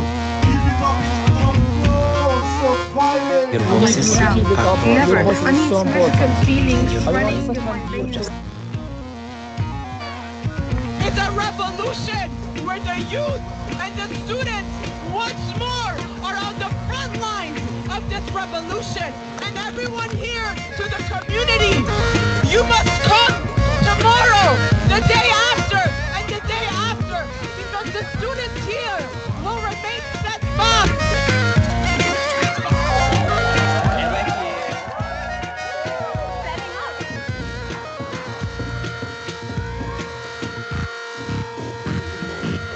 What's the soul in the 47?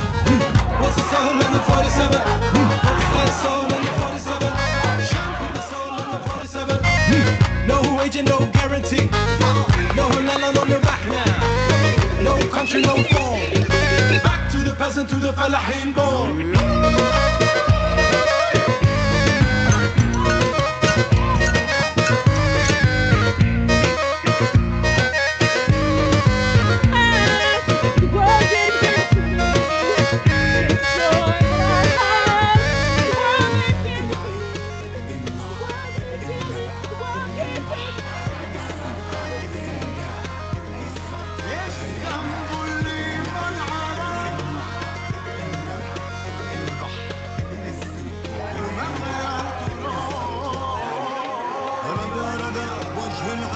درب القوافي بنعرفه طفن ورود تلم تلم ربنا معبود راسمه صون العهود وقت الحزم حنا الجنود حرب وسلم رغم حدود عنا حلم الغياب نستقبله يا ابن العين يا ابن النار يا ابن النبع يا ابن البحر ابن السمكو والزنقه هاي الزقه وهاي احنا بنت العين بنت النار بنت النبع بنت البحر بنت السمكو والزنقه هاي الزقه وهاي احنا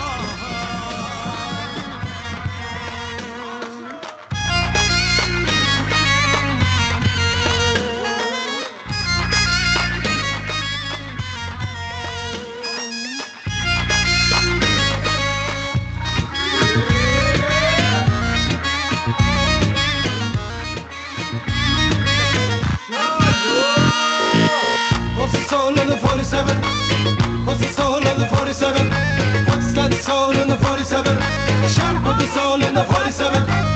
Find the fruit on the trees. Send it off to wherever you please. Make sure that the money comes back. Come back to the peasant, to the fellahin born.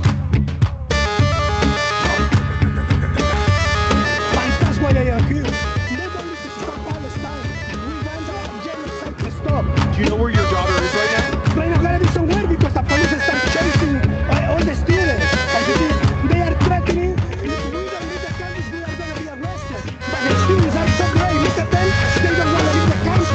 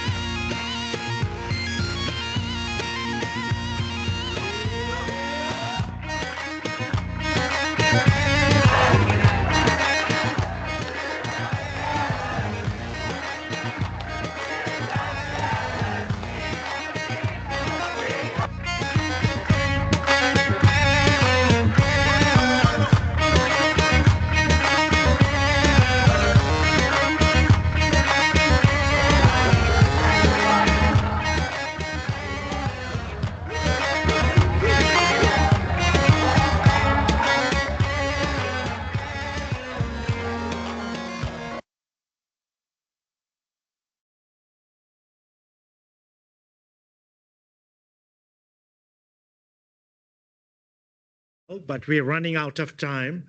Towards the end, it's the South African universities, and we've had action in a number of universities here in Cape Town, UWC, UCT, elsewhere, Stellenbosch, as well as other parts. But we'll talk about that. So I'm not so sure how much time sorry, I'm supposed to be facilitating this session. No. And I'm sorry to be here so often. It wasn't my intention. So the point is that Leanne, how much more time do we have for the session? Oh, we have an hour, a maximum. Yeah. So Salim, how much longer do you need?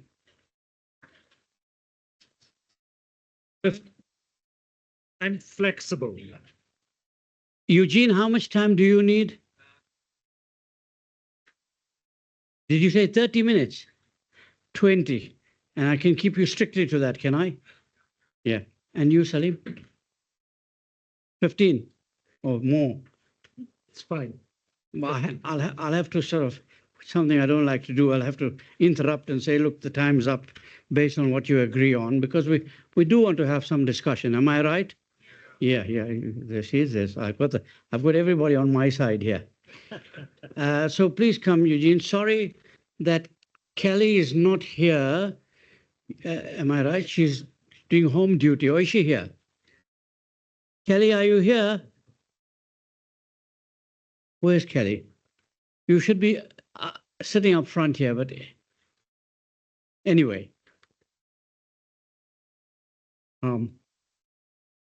Apologies from her point. All right. Well, I must have a watch with me and keep a strict time. Who's going first? You. I think you should, given that we've just seen this. You are right.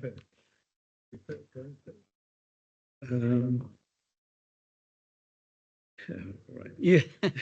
Sit, Eugene. Okay. Sit. Salim. No, I need to. Oh, all right, Salim. In that case, you better carry on. Okay. Because Eugene is still setting up the system there, and then you can carry on. Okay. And I'm keeping an eye on the time. Okay. Did you say 15 minutes? One more. All right, 20. 20 minits. Okay, I'll start. You want to start? Oh, you want to start? Three No. grown-up men Carry on. engendering confusion. Okay. It doesn't matter. Yeah. And it's men, by the way. All right, Salim will go first. Okay, let's get the ball rolling. 20 minutes. Salim, you absolutely have to stop in 20. Are you using that one? Well, this one I'll use to shout at you.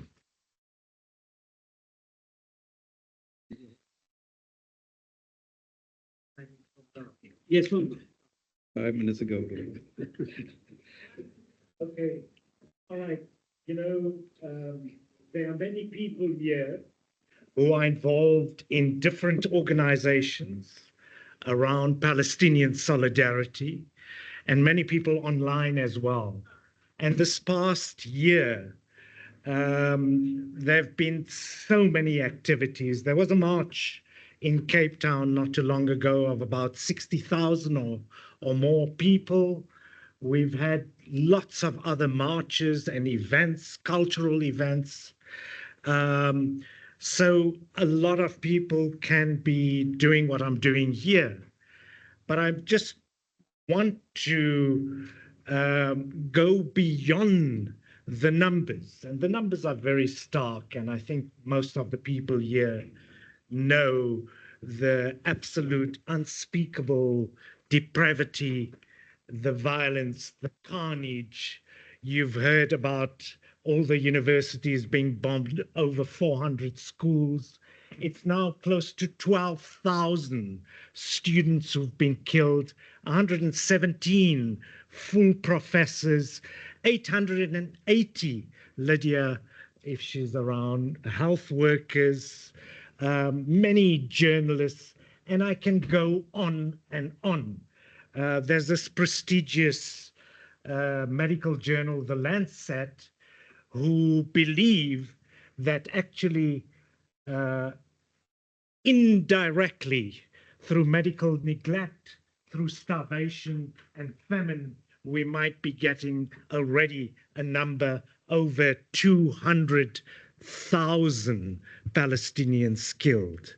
The number of explosive tonnages that have been dropped on Gaza, which is a very small strip of land, 300 square miles, is 7 times the number of tonnage of explosives that was dropped on Hiroshima. And Hiroshima was at least 3 times bigger than Gaza. 50% of the people who live in Gaza are children, actually. And you know, 70% of those killed were women, children, and the elderly. Now, I wanted to talk about a few things beyond what we already know. And to start with, we had a global conference in Johannesburg in May, and there were 400 participants from 32 countries, largely South the Americas, our continent, and Asia. And the title of the conference was the Conference on Israel's Settler Colonialism, Apartheid and Genocide Towards a Global Anti-Apartheid Movement for Palestine. We developed a declaration and talked about how to expand and escalate the solidarity work, but link it to ongoing struggles around the world, whether it's the struggles of indigenous people, anti-racist action, anti-capitalist action, against climate catastrophe, link all those struggles together. We had a declaration at the end of the conference, and I think it's quite telling. And I'll just read out a few lines from this declaration. It says that Israel's crimes are so heinous, their depravity so disturbing, Palestinian suffering so intolerable, and the UN so paralyzed that people around the world are increasingly rising up in outrage. This level of global solidarity, students on hundreds of university campuses demanding divestment, workers refusing to handle goods, and arms to and from Israel. There have been a number of cases where our comrades in South Africa and other parts of Africa have prevented ships from docking in a number of ports. Unfortunately, our unions, because they're much weaker, like social movements, that has had an effect, an impact on the solidarity. And we haven't had the kind of actions that exists in Greece, in Istanbul, and other parts of the world that we've seen. This is something we need to talk about, and we are trying our best with the unions. Abida, Comrade Abida, and others are very involved here in Cape Town, but we have comrades in other parts of the country as well. The health workers for Palestine have formed in the past while incredible actions, including the picket of the 7-star hotel, Mount Nelson, where Discovery had their meeting with some Israeli presence. We're talking about cultural workers and sports people increasingly boycotting events or trying to disrupt it, communities declaring apartheid-free zones, and we're trying to work with some communities to put pressure on their municipalities to do this. We're talking about, you know, some countries are even taking tentative steps towards sanctions. And all of this was last witnessed in the struggle against apartheid South Africa. There's a lot more we can do, but in the past year, things that were unimaginable a few years ago, we getting it right. There's a lot more we can still do. I think that at this conference, we identified a few areas. We looked at scholasticide, we looked at ecocide. You know, I've talked about the explosives that have been dropped on Gaza and its impact on the environment, but it's more than that. All the olive groves, all the agricultural land has been destroyed. There are toxins in the air and the ground, and the situation is horrific. People in the north of Gaza, well, throughout Gaza, but more people in the north of Gaza are facing famine. They haven't eaten for 4 weeks. There's no water. And infectious diseases are running rampant. Even those sites where people are inoculated against polio are being bombed systematically. What we have now is Israel saying there are a few safe zones. When people go to those safe zones, they are bombed on their way there and in these places. So these are really death marches. And Gaza, as you can see, is no longer an open-air prison. It's an extermination camp. 90% of the buildings in Gaza have been destroyed. But there's also the bombing of archives, of libraries, of printing presses, and generally infrastructure. We are talking, you know, Francesca Albanese, the special rapporteur on the occupied territories, in her most recent report about 2 weeks ago, this is what she had to say: nearly 40 million tons of debris, including unexploded ordnances and human remains, contaminate the ecosystem. more than 140 temporary waste sites and 340,000 tons of waste, untreated wastewater and sewage overflow contributes to the spread of diseases such as hepatitis A, respiratory infections, diarrhea, and skin diseases. As Israeli leaders promise, Gaza has been made unfit for human life. Now, together with this, there's an attempt by Israel to greenwash the crimes of the Nakba and the ongoing Nakba. In the same way, they pinkwash their crimes. So we have linked up with LGBTI groups, with environmentalist groups, to push back against that and educate people about this. I need to say that the toxins in the air and the radiation is going to result in cancers for a number of generations. Just in terms of education,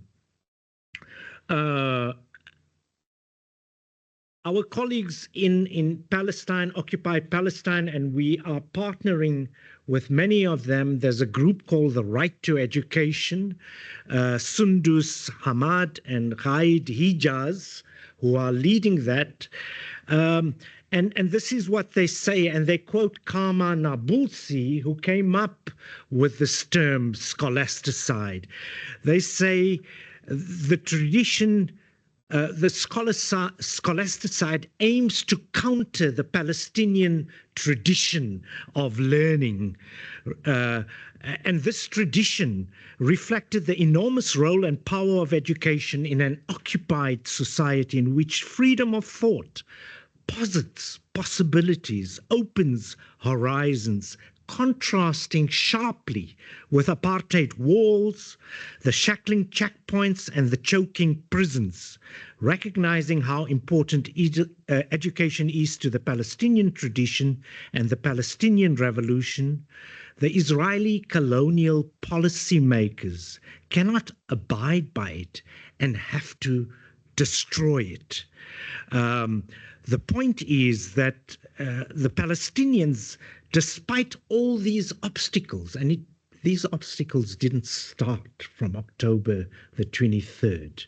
They existed even before the State of Israel came into being in 1948. The first Nakba, the first thing they aimed at is getting rid of the memory of learning, of books, and education has been very closely linked to resistance. And what the Palestinians have achieved is a 97.3 literacy rate. And only 3% of the population, this is before October 2023, were over the age of 15 were illiterate. And Palestinians have the most number of PhDs per capita. And that's because of the role of education and its link to resistance as well. Very quickly, I want to say that the connections between Israel and South Africa go back a long time. At the time of Jan Smuts, who was a very, very close friend of the first president of Israel, Chaim Weizmann. And you know, Jan Smuts played a big role in the UN at that time. The UN, most of the world, 3/4 of the world was still colonized. And of course, Palestinians were not consulted when the UN petitioned Palestine without the consent of the indigenous people into Israel and Palestine. And Jan Smuts played a very big role. He also played a very big role in the service of Lord Balfour, who was the main, he was, by the way, also anti-Semitic, but he was the one who was great help to Herzl and the other founders of Zionism. I don't have the time to go into the history, but you know, at one point in the 80s, when relationships with all countries devolved, Israel continued to support South Africa with armaments. 35% of South African armaments came from Israel. You know about the nuclear weapons they built together. You know, John Foster was in Israel in 1976 at the time of the 76 uprising. Ariel Sharon, a year before the Sabra and Shatila massacre, was on the front lines in Namibia, training counterinsurgency and pacification along the lines of what they managed to do in Guatemala. I can go on, but to say that Israel plays a role, it tests its wars, its weaponry on the bodies of Palestinian men, women, and children, but this gets exported around the world. It sends its spyware to repressive and autocratic, including despotic Arab regimes, to suppress their own populations. It plays a particular role for global capitalism, initially in support of the oil companies. You know, Alexander Haig, during Ronald Reagan's time, said that if there wasn't Israel, Israel is an unsinkable aircraft carrier for us in the Middle East. This is the creation of imperialism, initially British and French imperialism, and now American. It plays a particular role, whether it's training police who kill young black people in the States. St. Louis, you know, Ferguson story. It supported the military dictatorships in Central America. And so the Palestinian struggle is not about the depth of the struggle or the length of the struggle, but it's about Israel's central role for neoliberal capitalism. And the Palestinians have been in the forefront. People talk about Congo and Sudan, but Israel is there. There's a guy by the name of Dan Gertler, who's a corrupt businessman, too corrupt even for the US Treasury, who gets royalties of $340,000 a day. And that money goes into the treasury of Israel for its war machine. And he gets his royalties from Glencoe, which supplies Israel with coal. You know, after Colombia stopped the supply, they were the biggest coal suppliers to Israel for its power needs, including military needs. South Africa now is the biggest exporter of coal. So we hear about the ICJ. By the way, the ICJ was a result of social movements, of solidarity movements. I have a whole critique of international law, but we use it for mobilization purposes. The apartheid analogy is also wanting for a number of reasons. There are many similarities, but one of the differences, I'm speaking very rapidly, Enver, almost done, is that for racial capitalism in this country, the super exploitation of black labor was needed to accumulate capital in the hands of a few people. In Israel, Palestinian labor is dispensable, and hence the genocide. That's one of the critical issues. There are other differences as well. I just want to stop by wanting to just talk about the universities here. There's a few categories, but perhaps we can do that during question time. But to say that 6 universities have got very clear boycott resolutions. Others are trying their best. There have been universities like Stellenbosch, like UJ, like Wits, that have been very manipulative. We've had actions against ASAF and USAF, University of South Africa and Academy of Sciences, which continue. And in the new year, we have a program, a plan to ratchet up. But finally, to say that there is what some people call genocide fatigue. People are tired, they are exhausted. But I really think we should always take a leaf from the Palestinians. You know, the word they use is thumud. It's steadfastness, it's resilience, and they continue. They've been doing this for 76 years. There is also an inflection point, a tipping point, where things around the world are changing. So much so that even international law, which was written by the victors of the Second World War, and finally it's too difficult for them because otherwise it will lose all credibility. And I think that the issue is also the death of liberal Zionism.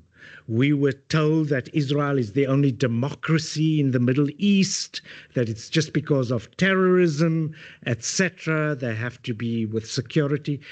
Now they have fascists in power, out and out racists. The mask has been pulled away from the face. We can see the racist nature of Israel in all its nakedness. It's also very dangerous precisely because of this. But the Palestinian solidarity struggle also brings us together with all our divisions. It is also a working class struggle. I can't go into details, but one of the things about Neville is always situating our country and our struggles in a global framework. There's a lot to say about that, but I think I've really run out of time, and Enver has been very patient. Thank you.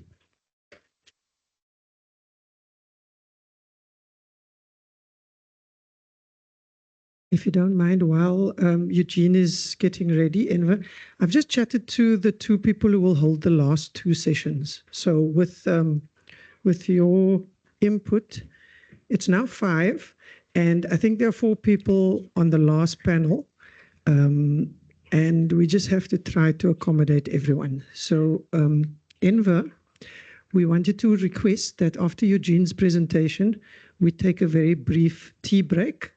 And then when we come back, the last session on publications, that happen, and that we have questions and closing in the last session together in an attempt to close by 7. Yes. That is the request or the suggestion from the remaining chairs. Otherwise, everyone gets pushed out, and I'm sure you also have dinner plans. So is that okay, Salim? That's okay? And Eugene, it's now 5, so 5:15 would be best, but if you push us till 20, that's fine, and we need to try to come back by 5:30 to start the last session, the publications. Thank you. Okay, thank you. I wasn't sure what the organizers implied by the title of this presentation, so I've just constructed something which I think speaks to the topic. And although it seems a bit off-center from the general theme of this conference, I hope you see that there's a continuity, and particularly after Enver and Lydia's earlier remarks. Yeah. Neville did Neville say something about climate change, a climate catastrophe? Well, to be honest, we had some passing discussions about it, but he did not go beyond a preliminary and inquiring sort of discussion around climate issues.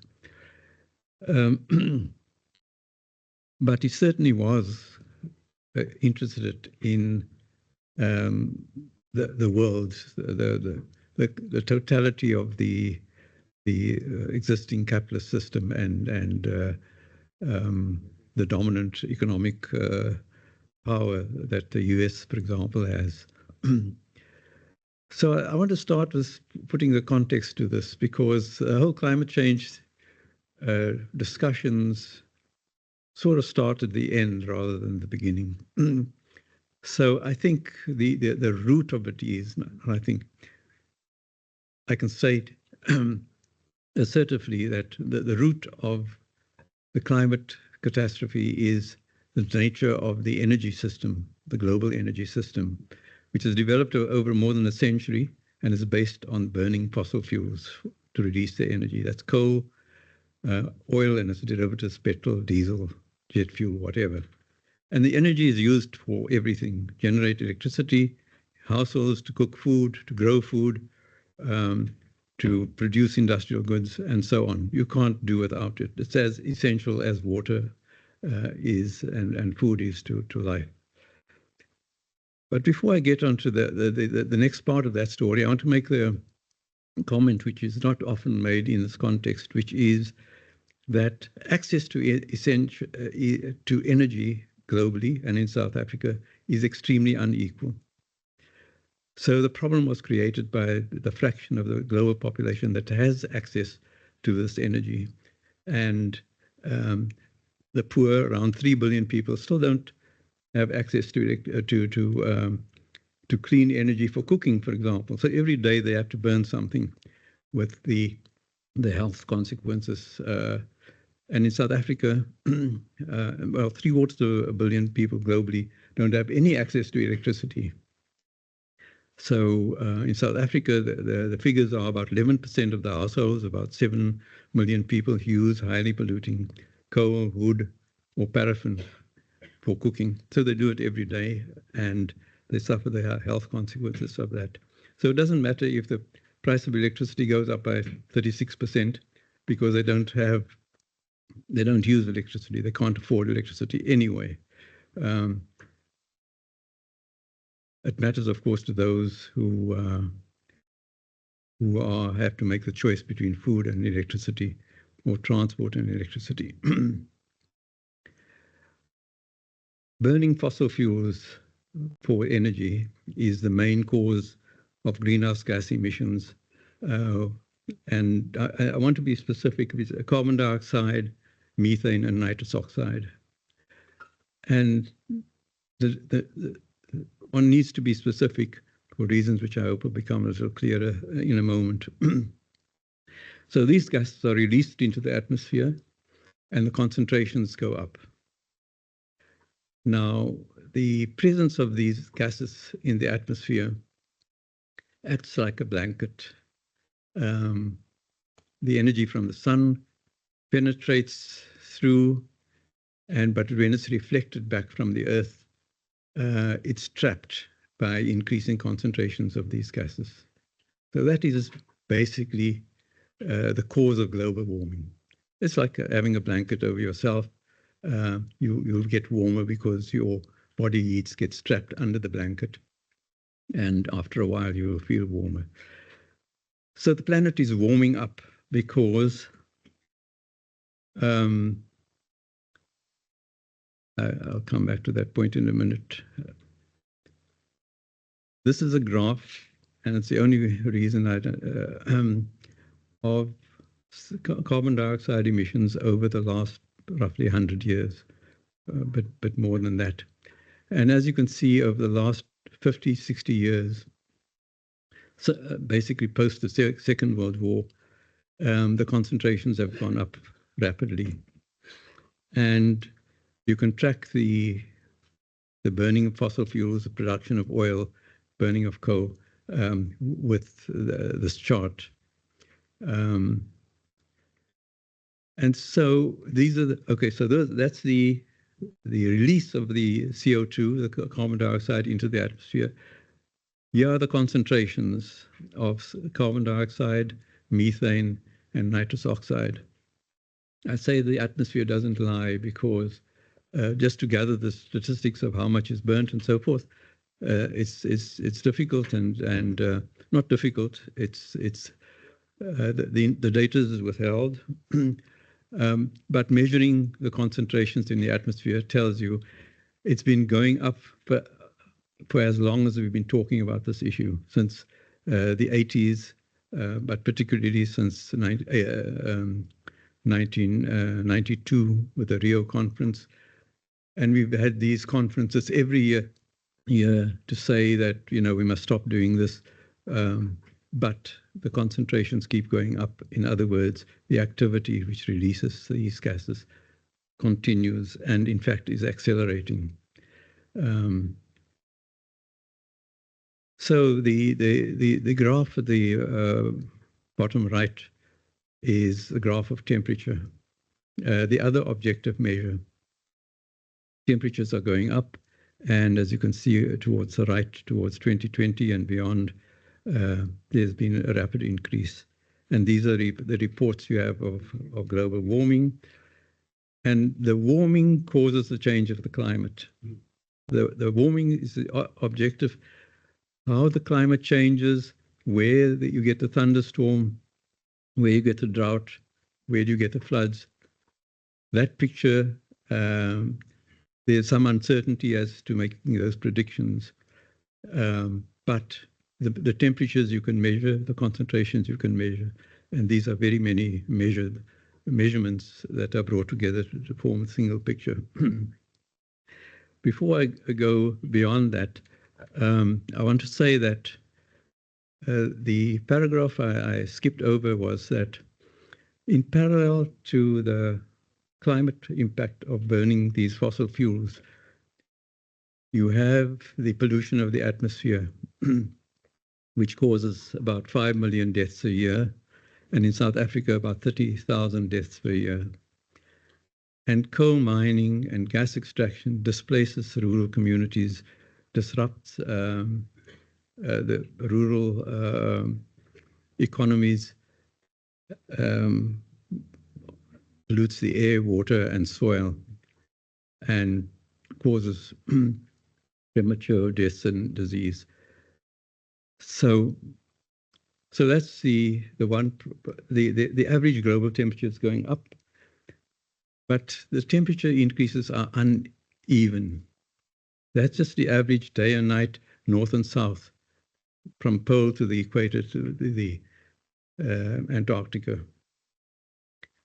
But certain parts of the world will experience even a greater temperature increase, and those parts include if you look at the shading on these on this graphic, the darker shade of brown, the greater the temperature increase. Goes up to 7 degrees in around the North Pole, which has enormous consequences. So, quoting from one of the United Nations reports, widespread and rapid changes in the atmosphere, ocean, cryosphere, that's the ice, north and south ice sheets, and the biosphere have occurred. Human-caused climate change is already affecting many weather and climate extremes in every region across the globe. This has led to widespread adverse impacts and related losses and damages to nature and people. Vulnerable communities, and this is where it links with the previous statement that about half the globe actually doesn't have access to the energy generated by burning fossil fuels. But they are also the vulnerable populations that their living conditions and so on means that if there's a storm, flood, drought, and so on, they're living on the edge. And so they are disproportionately affected. Heat waves, floods, damages, and disruption of agriculture, food supply, migration away from impacted. One of the consequences is migration away from impacted regions. And I want to make one last point, which is again missed out in most of the discourse. If you look at our RDP houses or the informal settlements, what are zinc roofs? There's very little vegetation around. So we have this thing called the heat island effect. Those areas can be 4 to 6 degrees hotter than the rest of the city in your leafy suburbs and so on. So you add 4 to 6 degrees average increase, plus that, and a 10-degree hotter temperature. So when it's 30 degrees somewhere in Cape Town or in Johannesburg, it might be closer to 40 degrees in these houses. So climate change is not, and concerns about climate change and so on. I'm getting to my final points about what is to be done. It's not a concern of middle-class environmentalists and nature lovers and so on. That is the counter-propaganda by the system, saying those people are talking rubbish, you know, you're going to lose jobs and so on and so forth. Just carry on.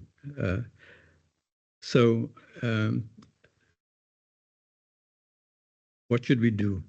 Well, what can we do about it? The first thing we should be doing is prepare for the inevitable, because it's happening and it will get worse. And I say that's the first thing because I used to say the first thing you should do is stop doing it, but I know that's going to take some time, whereas the impacts are being felt already. And formally, there's a commitment to do this thing called adaptation, preparing for the impacts of climate change, building resilience, improving the quality of housing, moving people away from rivers, and in some cases where you might get coastal flooding and so on. But of course, it's not happening. There are talks, discussions, budgets, but the activity does not appear on the ground. So that's the first thing that should be done. Of course, on the global level, there are islands which will sink and so on because of the rising sea levels. The rising sea levels caused by the sea temperature heating up, expanding, and the ice caps melting, and that ice being released into the sea, causing the temperature. At the moment, the sea rises, you know, nothing much. But at a certain point, when it becomes a couple of meters, it becomes a serious point, a serious problem. So we need to transition to a low greenhouse gas emissions energy system. And I don't have time to describe that in detail, but it's essentially renewables and a proper public transport system, electrified. The other part, which is happening immediately and should actually be ranked higher than I've got it here, is to address the large-scale job losses which will occur in the coal sectors, the power generation sectors, and in the motor manufacturing. It's talking about South Africa, motor manufacturing sector. I say that's inevitable because, and this is where we touched on the discussion of the role of unions and organized workers in resisting the neoliberal economic policies and so on. But here they are also in an invidious position. It is their jobs, their members' jobs which are on the line. There's two responses. One's to deny the climate change, and the other's to say, well, we don't want to lose our jobs, therefore we must continue doing things as we are doing. And because the narrative and the response is under the control of the industries causing the problem, there's an apparent coincidence of interest, short-term coincidence of interest between the Sasols and the Escoms and the workers. They both say, just leave us alone. Let's carry on before. You just pay more for whatever our products are because of whatever the reason is. And it's a difficult problem. And the solution is to front load to do the actions required to create alternative employment and to avoid the unemployment of these workers. And that's not as difficult as you might think, except that we have the same problem of the misallocation of resources, financial resources and organizational resources and so on. In other words, by creating a low emissions energy system, many more jobs can be created in that process. So that's what you must get on with and do it seriously, organized way and so forth.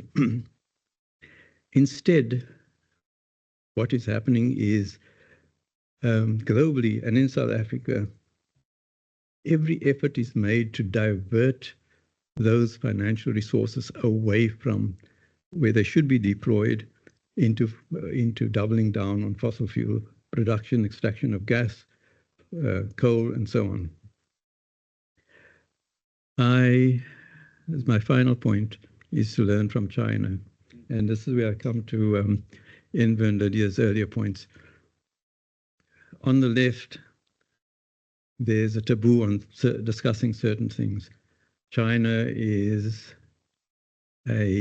took the capitalist road in 78 or wherever, followed Deng Xiaoping. It's not a socialist country. So how can you be learning from China? But I think I've got it here in any case. But I think we should look at China more carefully. The way Chinese economy is organized, the state, I'm not saying that it is socialist or isn't socialist. What I'm saying is look at it more carefully, because why has China, the only major country which has actually embraced the new energy economy, it's looking at a circular economy rather than a linear economy where you extract things out of the ground, you use them once and you dump it on the land again. So, yes. Now, I'm afraid I have to end on a very gloomy note in a sense, and that is that we've got where we are through the growth of enormous companies, corporations. Think of the oil and gas, the Shells, the BPs, the Exxon Mobils, and so on. Think of the Toyotas, the Volkswagens, and so on. They're the largest corporations on the planet, and they are everywhere. Think of our cities. They are designed around, the internal combustion engine, the highways, and so on. The way the cities are laid out. We've got a special problem with apartheid, of course, in the spatial layout. And how the rail system, for example, has been destroyed, not only in South Africa, but in North America, even in Europe. The rail systems 20 years ago were far better than they are at present, because it's a competing way of transporting people. And then you talk about the universities, the banks, everyone is somehow part of us, to use a modern term, ecosystem around these industries, and feed it and are dependent on it. And to change that is an enormous effort, but not to change it means that we're going to go over the cliff. So with that, let me stop there. Thank you.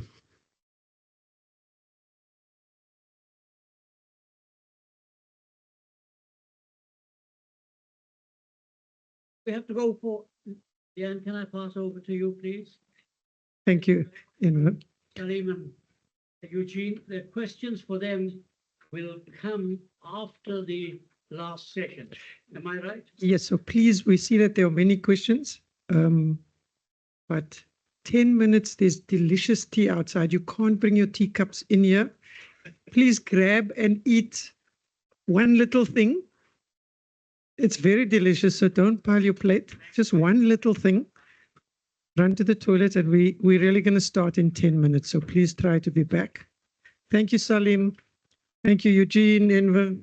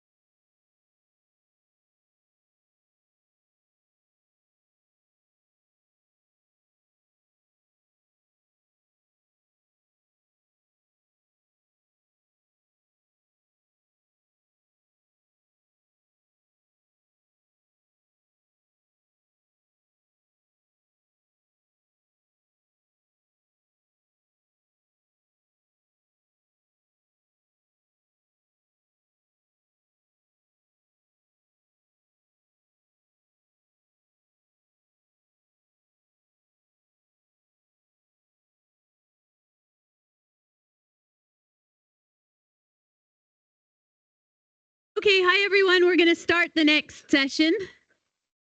Can we put this? Do you need this? We're only going to. But you could.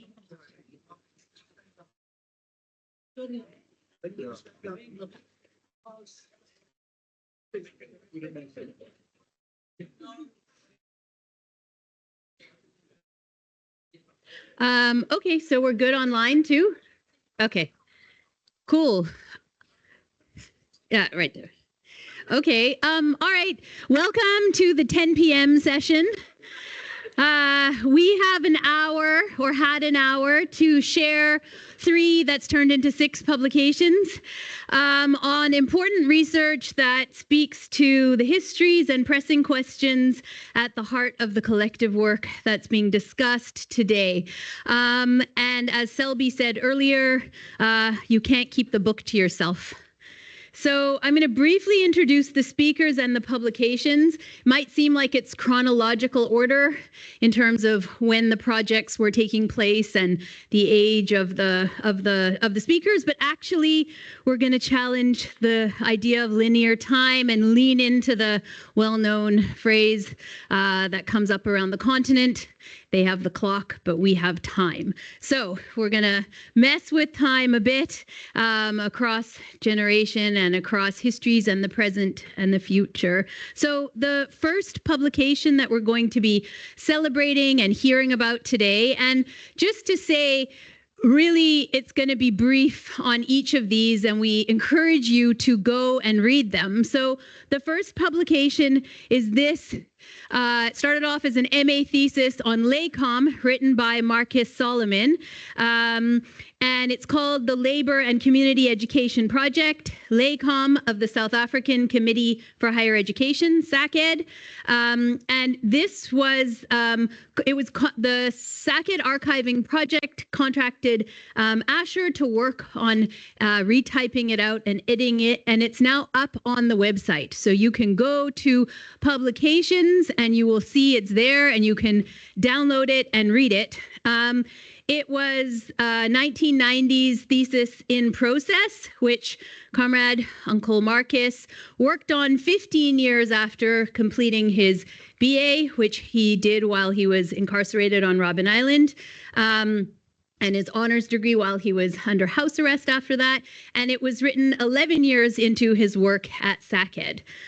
So Marcus Solomon is a revolutionary with a long history and an expansive heart, not to be confused with the other Marcus Solomons that appear on a Google search, including an Australian jurist and rabbi, a Romanian mathematician, a designer in Japan, and a basketball player at Pace University in New York.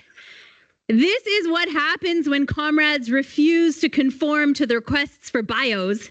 And so luckily, Marcus gave us a really great introduction to some of the history and work that he was involved with earlier this morning. He spoke about the CPSU, Abdusa, Soya, the Yuchi Chan Club, the NLF, and some of his trial, as Asher's work will also delve into. But I just wanted to point out that when Marcus, after spending 10 years on Robben Island from 1964 to 1974, which included 2 6-month periods of isolation, Marcus then finished his BA and got involved in Freirean-style adult education. And I think that it's important to note that when he came back into the teaching classroom, he was extremely frustrated and said yes to a job with Neville to distributing Upbeat magazine and starting to work for SACED in the 1980s, when he then became the coordinator for LACOM. He also became the founding organizer of the Children's Resource Center, which he's been working at for the last 40 years and has recently completed writing a 40-year history of. And so there's lots of details in his bio that I think just frame and put in context when and where this LACOM thesis came from. The second speaker will be Asher Gamedze, and we will be celebrating his PhD thesis. It's really heavy, which is amazing. It's an incredible resource and insight and rethinking of a lot of things many of you in the room have been involved in. It's called Ensemble Study and Struggle, A History of the Yuchi Chan Club and the National Liberation Front. And Asher will be in conversation with Noor Niftakhedin, who was his PhD supervisor. Asher is a friend, a comrade, a musician, a history nerd, and we are all very thankful that this important work on the Yuchi Chan is out to recall and reshape our thinking and strategizing around political interventions and their implications for future forms of that these practices did and can take. The thesis is also accompanied by an album, Dialectic Soul, which, as you can hear by the name, will carry you backwards and forwards in time, and I highly recommend it as a soundtrack while you read the thesis. The third speaker is going to be Noor. Noor is a professor and head of the history workshop at WITS.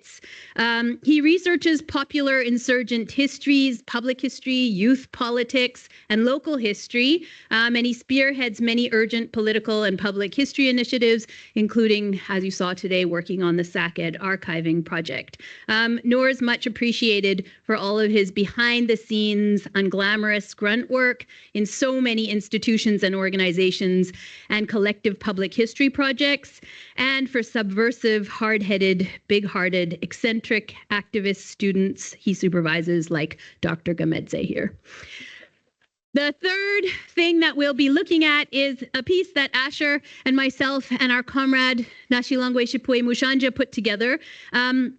It is called Mapping the Social Lives of the Namibian Review. It came out as an introduction came out in this special issue of the Radical History Review on revolutionary papers, and it links to a digital online teaching tool, which we will kind of jump around for a few minutes just to show you where it is online and what's there.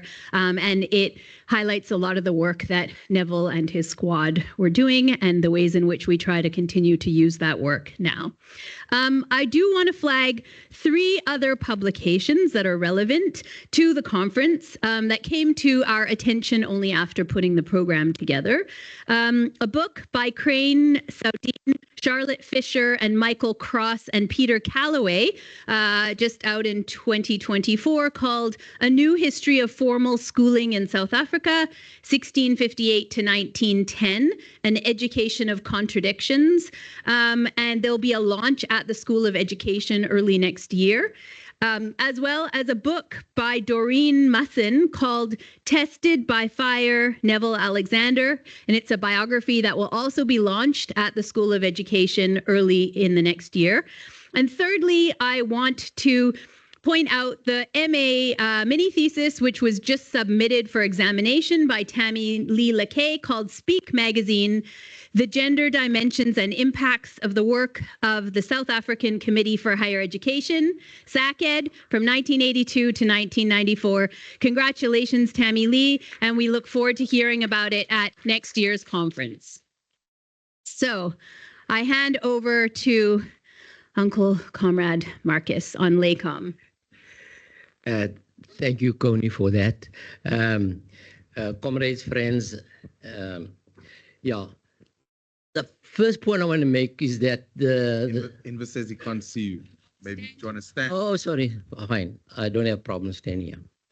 The first point I want to make is that this has been published as a thesis, but as Connie tried to explain, I just want to repeat the point. It's not a thesis for a MA degree anymore. It was started in 1994, and it my the supervisor,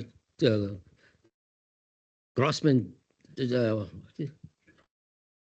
Jonathan Grossman, the two of us decided that I'm not the type of person who can sit down doing long research, writing, and we mutually had an agreement, I will just shelve this. Then Connie found this document when she was doing research on LACOM, and she said it should be, and the point I'm going to make is that it's really history of Cape Town, LACOM Cape Town, not nationally. Secondly, is that it's for the LACOM, sorry, for the second website. It's not for any degree.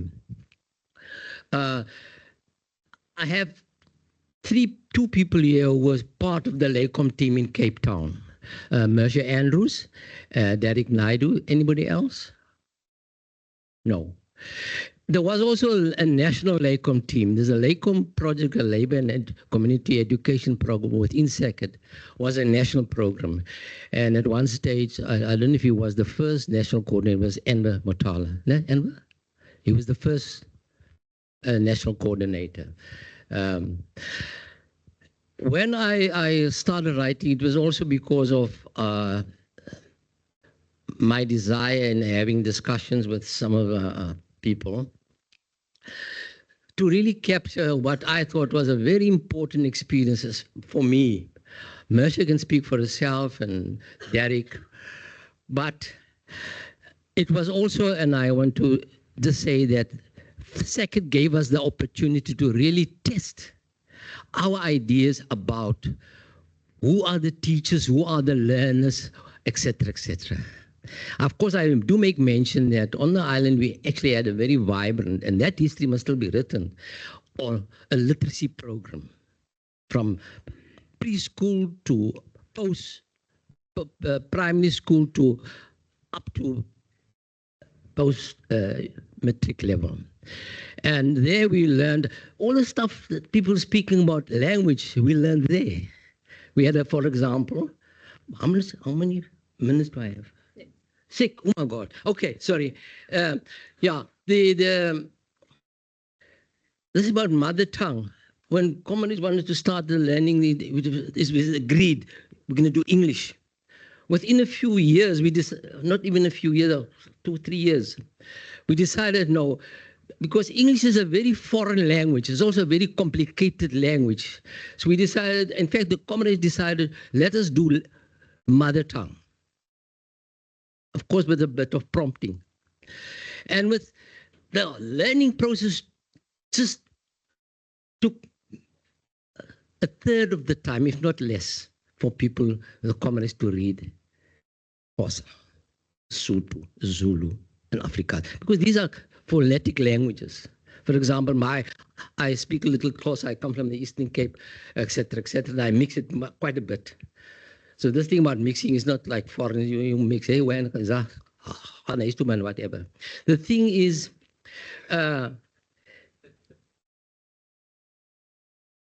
yeah, my tutor, Tidi Hobo, he taught me to teach Xhosa. It's because it's simple, R, A, E, O, U, Ka, Kai, Kui, Tu, Tu. So there you go. And you just have to get the pronunciations for the consonants, and you stand in the class, what R, A, E, O, and so on and so on. So there was that experience. We were in a completely different section to Neville and Kathy and all the others, Nelson and those chaps. We were in the general section. That's where the literacy program really was big. So I'm sorry, I get a bit, I forget. So my age counts, the senior moments are captured in some of these lapses. So the thing about, we also then wanted to learn and transfer, at least for me, transfer some of that experience. And it was a major exercise. And this thing about our people, our main educators, it comes from Confucius, by the way. When Mao Zedong first used that, we thought it was Mao saying this. But it was Mao actually took it from Confucius. Yeah. Our main teachers are our people. You may know everything about capitalism, you read in Capital, etc., etc. But communities and working class people, they know actually how capitalism works: low wages, bad working conditions, etc., etc. What we learned from shop steward meetings, etc., and you can read about all that in this stuff, that what takes place in the what we call immersion, Daddy, in the workshop was control learning. And when we interacted with the workers, and we worked in Cape Town, by the way, Cape Town working, Lakem was, most of the work was done with the Domestic Workers Union. Of course, we also set up resource centers, advice offices, etc. In fact, that's what Selby is. In fact, Selby can maybe even chat, because the resource center that we set up in the Uppington was with Selby. Name is Selby? Whoop. Is Selby here? Yeah. How long was the workshop? I mean, the resource center. How long did it run? 20 years. 20. So the control situation was where we could say, this is how meetings are, minutes are taken, meetings are open. But some of these things people knew. Some of the most senior shop stewards, they come, maybe not Lenin, you come, there's a, little bit of alphabet and whatever, then you just assume that you know everything. And this comedy just come from the strike picket line, negotiations with the bosses, fought with the police on the streets, and you want to come and pretend because you know a bit of English that you know better than he or she knows. So the idea of the thesis then is to really to capture what we did in Cape Town. Am I 6 minutes up? Oh, I could go on, yeah. I could, like some of the others did yet. They just went on and on, yeah. No critique, observation. So I think I can use it. So the idea then was for Cape Town's history. Unfortunately, when we abandoned, and Jonathan Grossman decided we were going to part ways, I had not got to Derrick and Mercer and Micah Prucent, and what else was there? Yeah. So the idea then was to capture that. And then some of the points that people raised here this morning about who must resource adult or education, the state. Nobody speaks about this state. In fact, I was at a workshop of ECD people. We must leave the government out of the equation. We must start anew. We must just say to ourselves, there is no government, because there is no government. So education, and some of us are saying now, we must launch a major literacy program and teach from environment literacy to any other form of literacy that is required. And we have that in the civic movement. All the resources we need are in the townships. People worked in gardens, they work in kitchens, they worked in hospitals, etc., etc. Now, and I know that we need resources, but I think what's happening now, we're going in the communities have collapsed. We need to take back the struggle for people's power. Yeah. And I think the purpose of the thesis is to try and capture that. And when you read it, you can see whether that is so, what from your own experience, Mercer, others, and Enver, whether that is so. But then I have also had discussion with some people who went through our program, and I think SECIT nationally needs to do some of that basic assessment research. What has been the impact on the unions, on the community organizations, and on the youth organizations. In terms of the communities, I can vouch for the fact that those resource centers, and this was much of that work was done by Mercer and others, had great impact. Thank you very much. Thank you. Thank you. Okay, After's gonna.